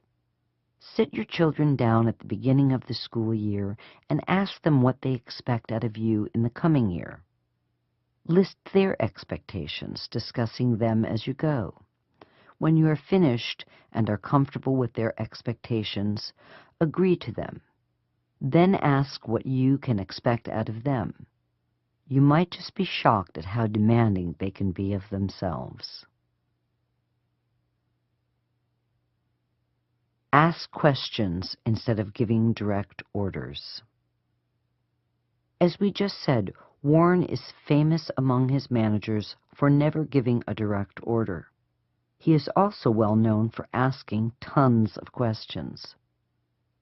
Warren recognizes that no one likes to get a direct order, just as no one likes to be told what to do. Bossy managers are usually hated and are the least likely to inspire workers to excel. A direct order might work in the military, but in civilian life it can cause lingering bitterness that drags on performance. Warren learned that great managers give their orders indirectly by a way of making suggestions. One way to make a suggestion is simply by asking questions. Asking questions makes your suggestion more palatable and often stimulates employees to come up with their own ideas for solving the problem. We are more willing to act on our own ideas than to act on others' ideas, especially when we are being ordered around. It is always better to let people figure something out for themselves. If that's not possible, then give them a little nudge in the right direction with a suggestion framed as a question. Here are a few examples of how to use a question to convert a direct order, which will offend employees, into a suggestion which will stimulate them to willingly act. Direct order. I want that job done by Monday. Suggestion. It would be great if we could get that job done by Monday. Do you think you can come up with a way to do that? Direct order. Slow down, you're driving too fast. Suggestion. You know the roads are rather slick. Do you think that if we slowed down that would make it safer? Direct order. This is not the way to do it. Suggestion. Can you think of a better way to do that? Direct order. I want you to do it this way. Suggestion. Do you think that if we did it this way, that it would turn out better? Direct order. When we go to the zoo, I want you to stay by my side. Suggestion. When we go to the zoo, can you think of any reasons why you should stay by my side? Warren seldom gives a direct order, but he is famous for peppering his managers with lots of questions. Now you know why. Chapter 20. Everyone makes mistakes. Admit it. When we are wrong, we should admit it quickly and emphatically. Warren believes that when people are wrong, they should be right up front about it and admit it quickly and emphatically. To do otherwise would give the impression that we are trying to hide something, or that we have neither the courage nor the integrity to admit when we are wrong. This kind of behavior leads people to mistrust us. No one can stand anyone who is always right, and no one can stand someone who won't admit when they're wrong. And if they won't admit when they're wrong, what else are they lying about? The accounting books, maybe? Also, managers who don't or refuse to admit that they are wrong cause a kind of festering distrust among the employees. They become less respectful, less willing to follow, more distrustful of management's recommendations and guidance.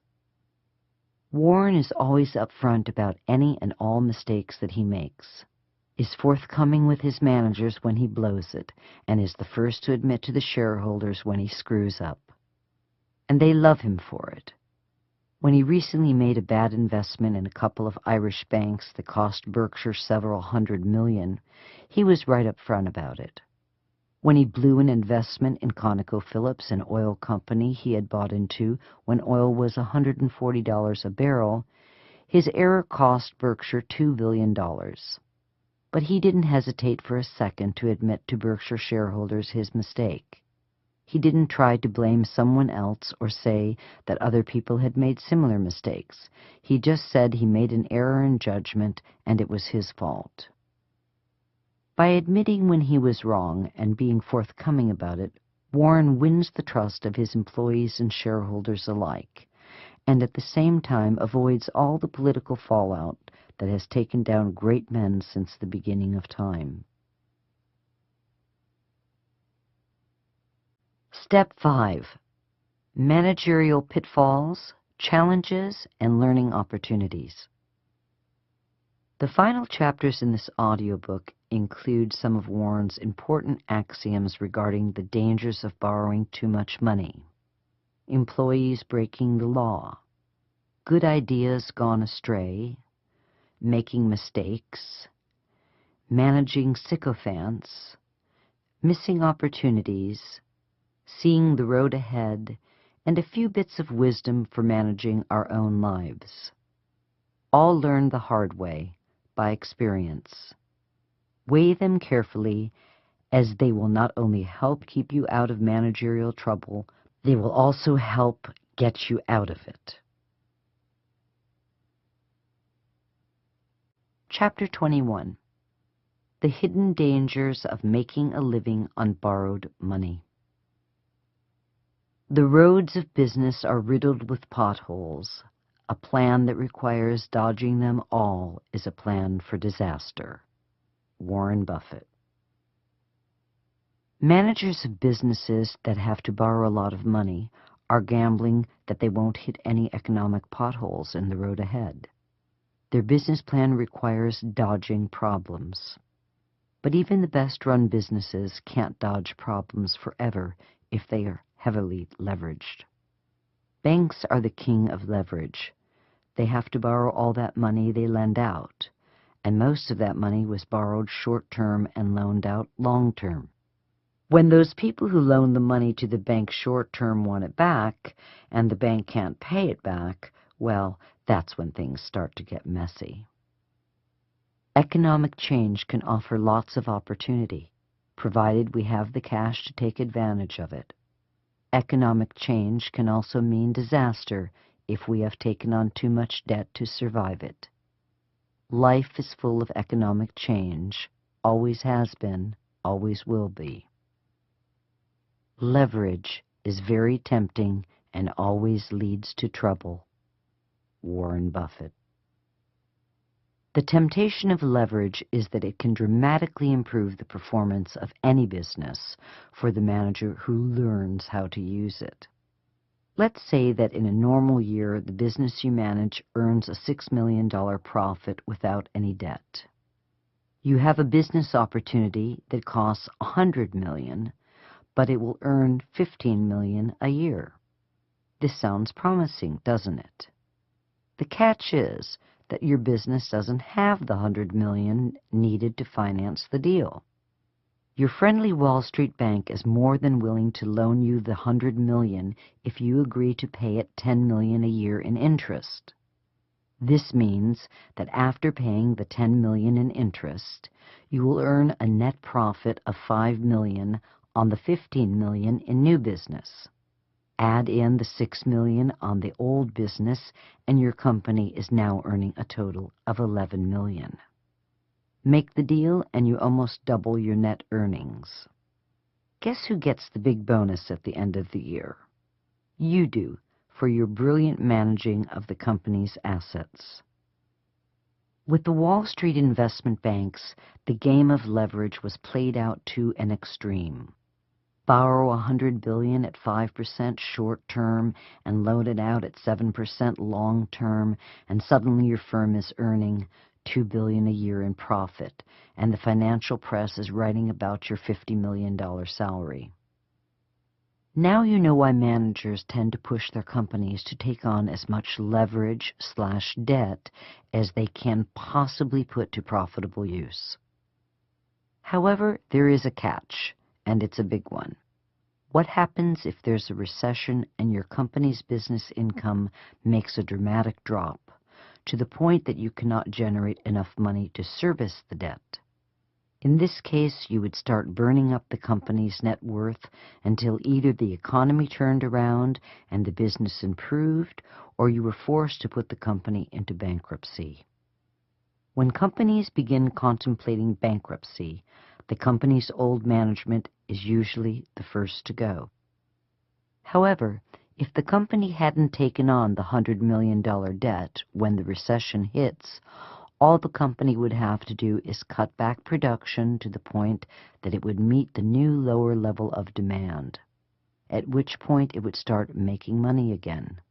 Yes, people would have lost their jobs, but the survival of the company would not be in question. When Warren looked at a company during the 50s and 60s, he always asked, how did it manage through the Great Depression? Did it do well, or did it fail? This told him a great deal about the historical nature of the company and its need to use debt. Warren still looks at the long-term historic performance of a company. He often mentions that companies that he has major investments in, like Coca-Cola and Wells Fargo, have 100-year histories. These are businesses that not only survived the Great Depression, they are companies that are going to survive the current recession as well. But he still keeps a watchful eye on how much debt all the companies he owns carry, knowing that in hard times it can kill even the best of businesses. Warren's own Berkshire Hathaway has long avoided going into debt. If Warren can't pay for it with cash, he isn't interested. Warren even takes it further by letting cash pile up if he can't find a good value, which also protects Berkshire against hard times. In the heat of the Great Recession of '09, Berkshire was sitting on very little debt and only a very comfortable cushion of $20 billion in cash. This gave Warren plenty of restful nights and the economic firepower to take advantage of the lower stock prices that the recession brought. Old-school managers like Warren are very reluctant to use debt to improve earnings. They lived through the hard times and have the scars to prove it.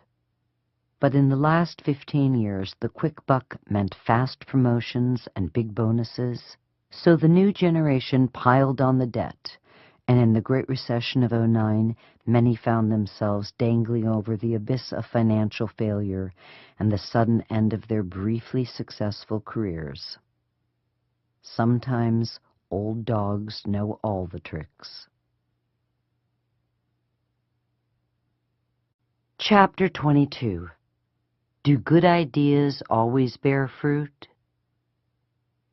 You can get into way more trouble with a good idea than a bad one. Warren Buffett. This is Warren quoting his late mentor Benjamin Graham, who taught Warren to take heed of the potential danger of a good idea. Managers never act on ideas they know are bad.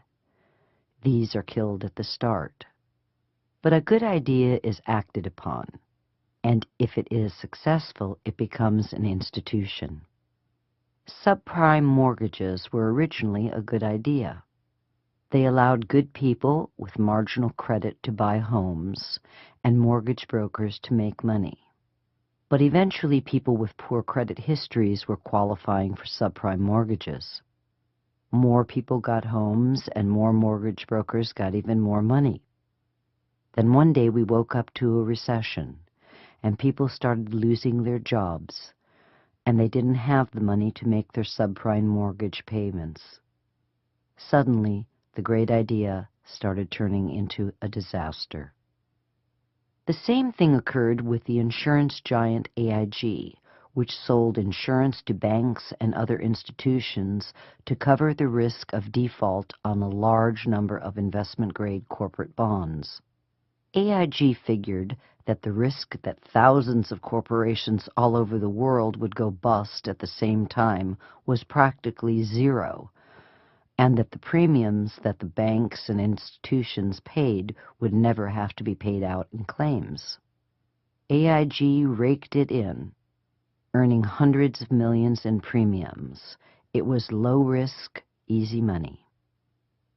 Then one day, the bank showed up wanting AIG to insure several groups of subprime loans that had been packaged together like the corporate bonds had been. AIG figured that since writing insurance on the corporate bonds was making them a ton of money, writing insurance on a pool of subprime mortgages would also be profitable. But they didn't bother to sit down and really figure out the risk of a large pool of subprime mortgages going belly up. And then the recession hit, and hundreds of thousands of subprime mortgages started going into default. And prices on the subprime bonds that AIG had insured started falling. And as they dropped, AIG had to put up more and more collateral to support its subprime insurance contracts. Then things went from bad to worse, and AIG ran out of assets it could put up as additional collateral. Suddenly, the company was at risk of defaulting on all of its subprime insurance contracts that it had sold to the financial institutions of the world. If AIG defaulted, all those banks and institutions it sold contracts to would be left with uninsured bond portfolios. This means the banks and institutions would be stuck for every dollar of decline in value that their bond portfolios suffered. A little like not having insurance on your house when it burns down. The prospect of AIG Failing to post more collateral essentially threatened to render a great many of the world's financial institutions insolvent, which would have meant a complete collapse of the world economy, which is why the U.S. Treasury stepped in with an $85 billion loan to AIG, because the entire game was on the table. In the end, a really great idea, insuring investment-grade corporate debt, got AIG into insuring pools of subprime mortgages, which turned out to be a really, really bad idea for AIG and the rest of the world. As Warren says, you can get into a lot more trouble with a good idea than a bad one.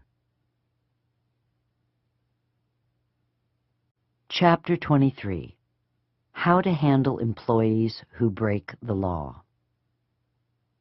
There is plenty of money to be made in the center of the court. There is no need to play around the edges. Warren Buffett. This is the advice that Warren gave the managers of his companies after the fallout of Salomon Brothers' bond trading scandal. Salomon Brothers was a Wall Street investment bank famous for its bond trading prowess. In the late 1980s, Warren invested $700 million in the company's preferred stock. In 1991, two Salomon bond traders broke the U.S. Treasury's bidding rules for buying Treasury bonds. They were caught submitting false bids to the U.S. Treasury in an attempt to take a larger share of the new issue of Treasury bonds than the U.S. Treasury permitted. Salomon's management, upon discovering the illegal acts of its traders, was not forthcoming to the Securities and Exchange Commission or to the U.S. Treasury. This led Treasury to consider barring Salomon from trading in treasuries, which would have been a certain death blow to the company and to Warren's investment. At the request of Salomon's board of directors, Warren stepped in as chairman of the board and immediately cleaned house at Salomon, removing its CEO and top managers who had been involved in supervising the traders who made the false bids. He also instigated an upfront policy with the U.S. Treasury, giving the investigators free access to Salomon's records. In the end, Salomon had to pay a hefty $290 million fine, but it got to keep trading in treasuries, which meant that it got to stay in business. Warren conveyed this lesson to his managers. While it is important to be aggressive in making money, you can make the money you need by staying within the boundaries of the law. When managers break the law in the name of making a quick buck, they risk losing their entire business with one single action. In Salomon's case, the bond trader bet the entire company for a slightly larger piece of the U.S. government bond market. As managers, we have to keep a watchful eye on our employees to make sure that they don't bet the store in an attempt to further their careers. And when we catch employees doing something illegal, the first call we make is to the authorities. Not to make the call is to become an accessory after the fact, which is also a crime. It's a hard lesson that no one wants to learn firsthand.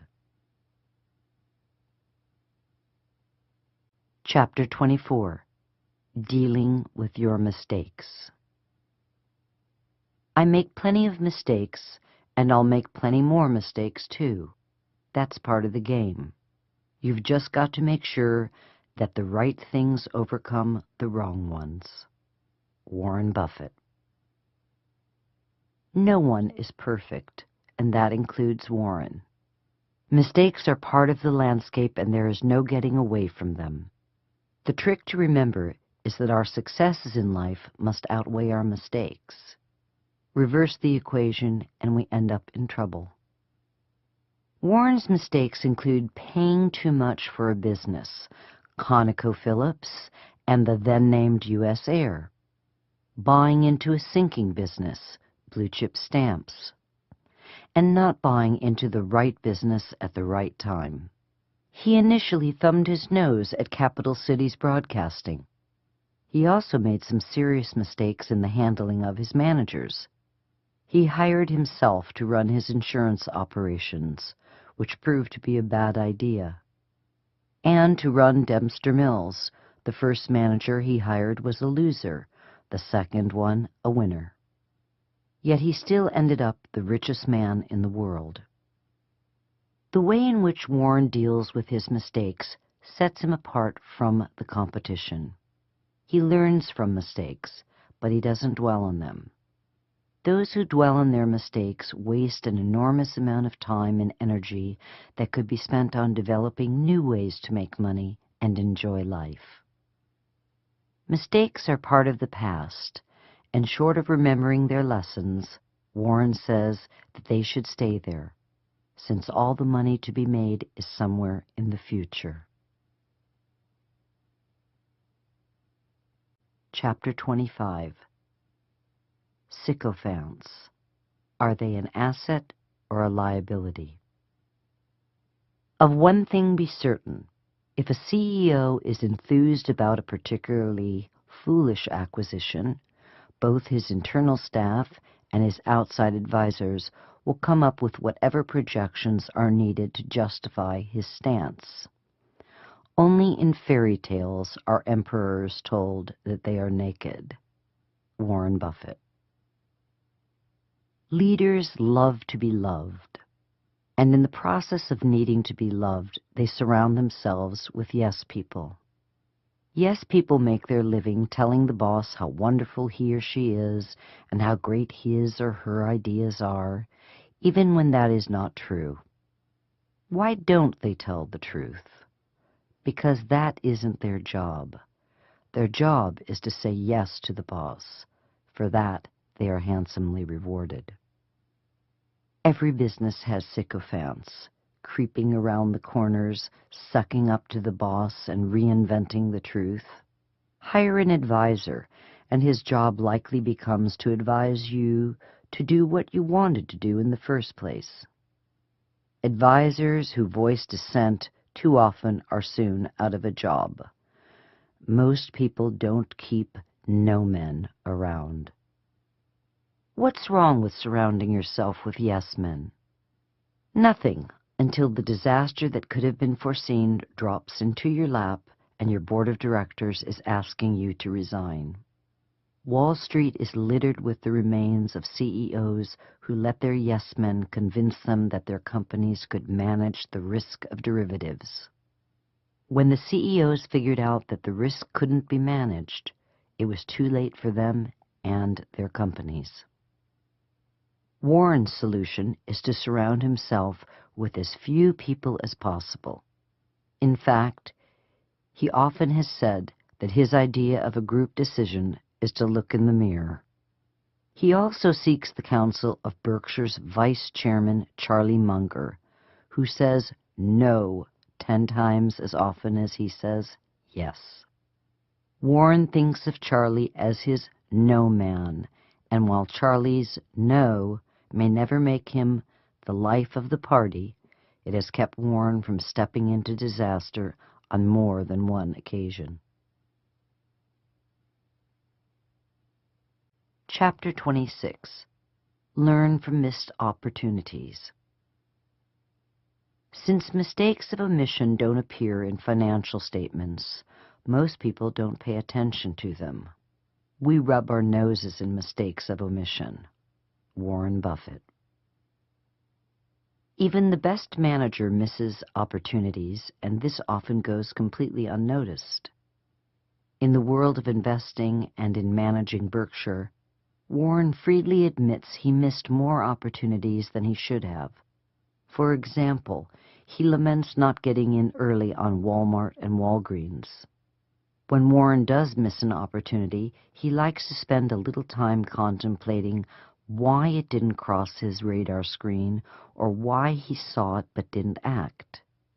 He does this with the hope that this reevaluation of the situation will enlighten him enough that he won't repeat the same mistake in the future.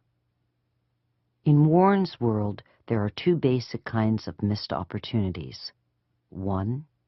Ones we missed because they weren't on our horizon, and two, ones we saw but failed to act on. These are the most frustrating because they were looking us right in the face. If the opportunity simply wasn't on our horizon, the solution is to expand our field of search. There is a whole world of business brokers and investment bankers that are more than happy to show us potential opportunities. As for the opportunities that we can see but don't act on, the most common reason for missing one is that we erred in calculating the risk involved. These are opportunities we would have liked to have acted on, but mistakenly deemed as too risky. Mistakes of omission due to miscalculation of risk are the easiest to understand. We took in all the information we had available and made a judgment call based on that information. If we don't have the right knowledge, we can't competently make the judgment call. This is why Warren lets the managers of his individual companies make even the biggest decisions regarding the companies they run. He trusts that they know their game better than he does. But mistakes of omission that occur because we didn't have our eyes open to opportunity are errors that speak to our management ability and our organizational skills. A good manager is always looking for opportunity and has put the necessary infrastructure in place to assist him. The best managers follow Warren's example. They examine the opportunities they missed, and they ask the hard questions as to why they missed them. Then, the next time around, they just might catch the brass ring instead of watching it slip through their fingers. Chapter 27. Bank on the Tried and True. You don't have to think of everything. It was Isaac Newton who said, "I've seen a little more of the world because I stood on the shoulders of giants." There is nothing wrong with standing on other people's shoulders. Warren Buffett. One of the great errors of young managers is that they think they have to have an original idea or some stroke of creative genius to catapult them to the top. These brilliant ideas, more often than not, lead to costly folly. Warren has discovered that the best ideas in business and life are the ones that are tried and true, where the chance of failure is almost nil. Where do these proven ideas come from? They come from other people and businesses that have successfully put them to work. By studying successful businesses, we can get dozens of great ideas about how to do something right. And by studying unsuccessful businesses, we can learn how easy it is to do something wrong. Miles Davis, the great jazz musician, once remarked, "Lesser artists borrow, great artists steal." The same can be said of great business managers. If we see a great idea, we should steal it and immediately put it to use. Where do we find these wonderful ideas? By studying the competition to see what they are doing right and what they did that was wrong. Rose Blumkin, who founded the Nebraska Furniture Mart in the 1930s, brought with her from Russia the simplest merchandising concept of discounting prices in the name of increasing volume, which she implemented at her store. The local established merchants refused to discount, and Rose took away tons of their business, so much, in fact, that they sued her for unfair trade practices. Her defense was simple. The other merchants charged too much. The judge ruled in Rose's favor, and the next day he and his wife went down to her store and bought carpeting for their home.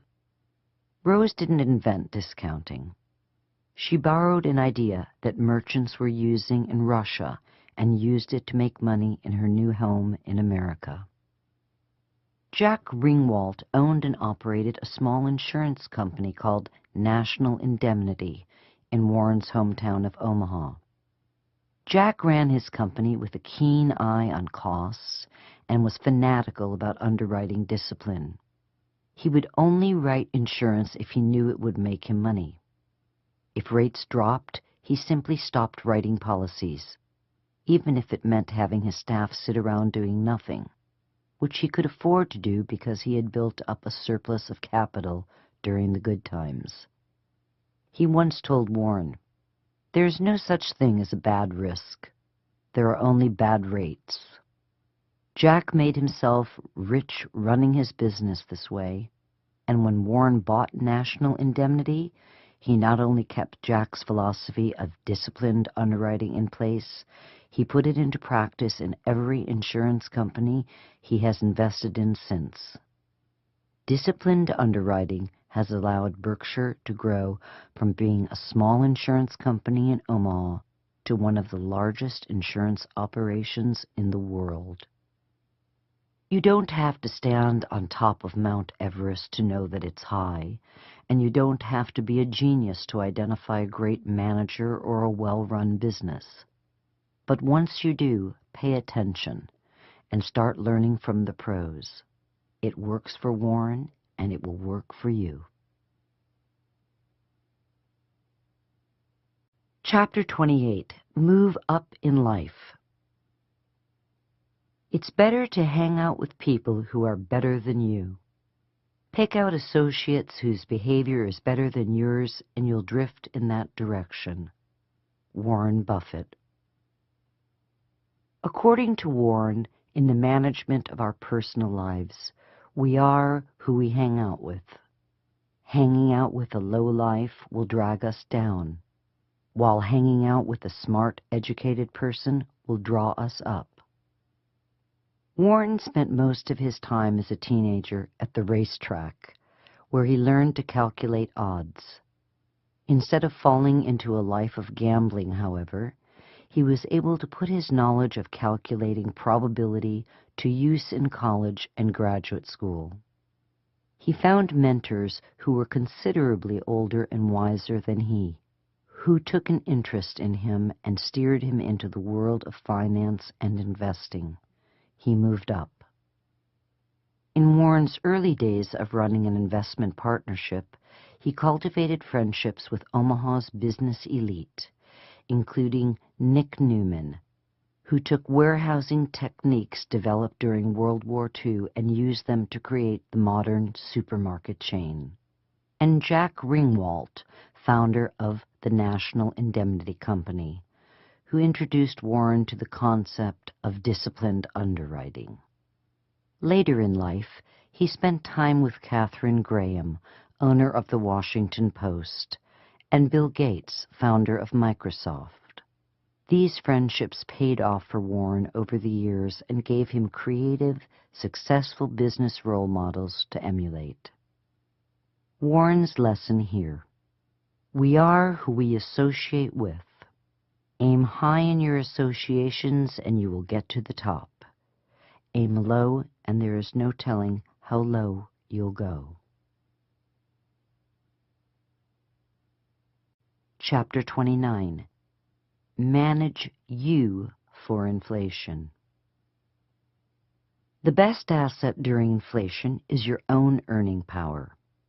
Anything you do to improve your own talents and make yourself more valuable will get paid off in terms of appropriate real purchasing power. If you do something well, whether you're a Major League Baseball player or you're a good assistant, whatever it may be, you are your best asset. Warren Buffett. Warren says you should think of yourself as a business. Although you may not look like a business or act like a business, you're a business with an infinite ability to earn, and your greatest asset is yourself. When you're young and inexperienced, your business doesn't make much money, but the more education and experience you acquire, the more your earning potential increases. Education and experience are the two keys to getting your business up and running. Whether you are an accountant or a rock star, everyone starts at the bottom and works their way up. Yes, Daddy may have opened a door or two, but the reality is that to get to the top and stay at the top, you must have the energy and drive to excel at your chosen craft or profession. Warren believes that you should take good care of your business, which means taking good care of your health and getting a good education. You should find ways to improve your earning potential and protect it from disaster. When it comes to staying ahead of inflation, nothing beats your potential to earn. The more special your business is, the freer you are to raise prices.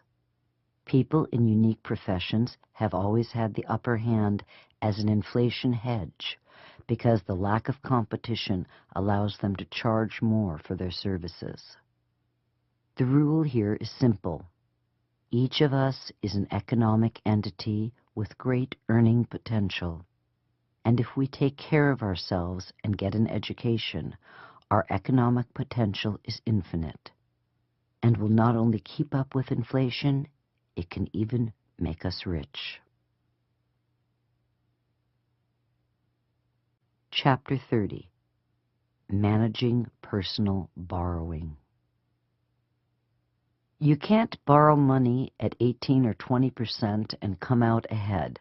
I can't. I'd go broke. So stay away from debt as much as possible. When you get an amount for a reasonable down payment, you find a home you like, buy it. But don't do it until you can handle it, and take on obligations you can handle. Avoid the others. Warren Buffett. The world of retailing has gone from selling you a product to selling you the money to buy a product. The modern merchant makes money loaning consumers the money to make purchases. It used to be that merchants made their money on the markup of merchandise, but in the age of volume discounting and stiff competition, those margins have slowly eroded. But imagine if you could make money not only on the sale of goods, but also by loaning the customer the money to make the purchases. You get to cash in twice, when the consumer borrows the money and when he spends it. When businesses learned that they could loan us money at 18 to 20%, they figured out very quickly that they could make more money by loaning money than they could by selling goods. Credit card companies figured this out years ago. They finance the purchase of even the smallest items, and if you don't get your bill paid off in total or on time, they charge you outrageous interest. This is not just a good business. This is a great business, and the merchants have followed. Modern furniture, appliance, and computer stores are now banks in disguise. They would much rather finance your purchase of a new TV or refrigerator than allow you to pay in cash. In order to facilitate this money-making scheme, the modern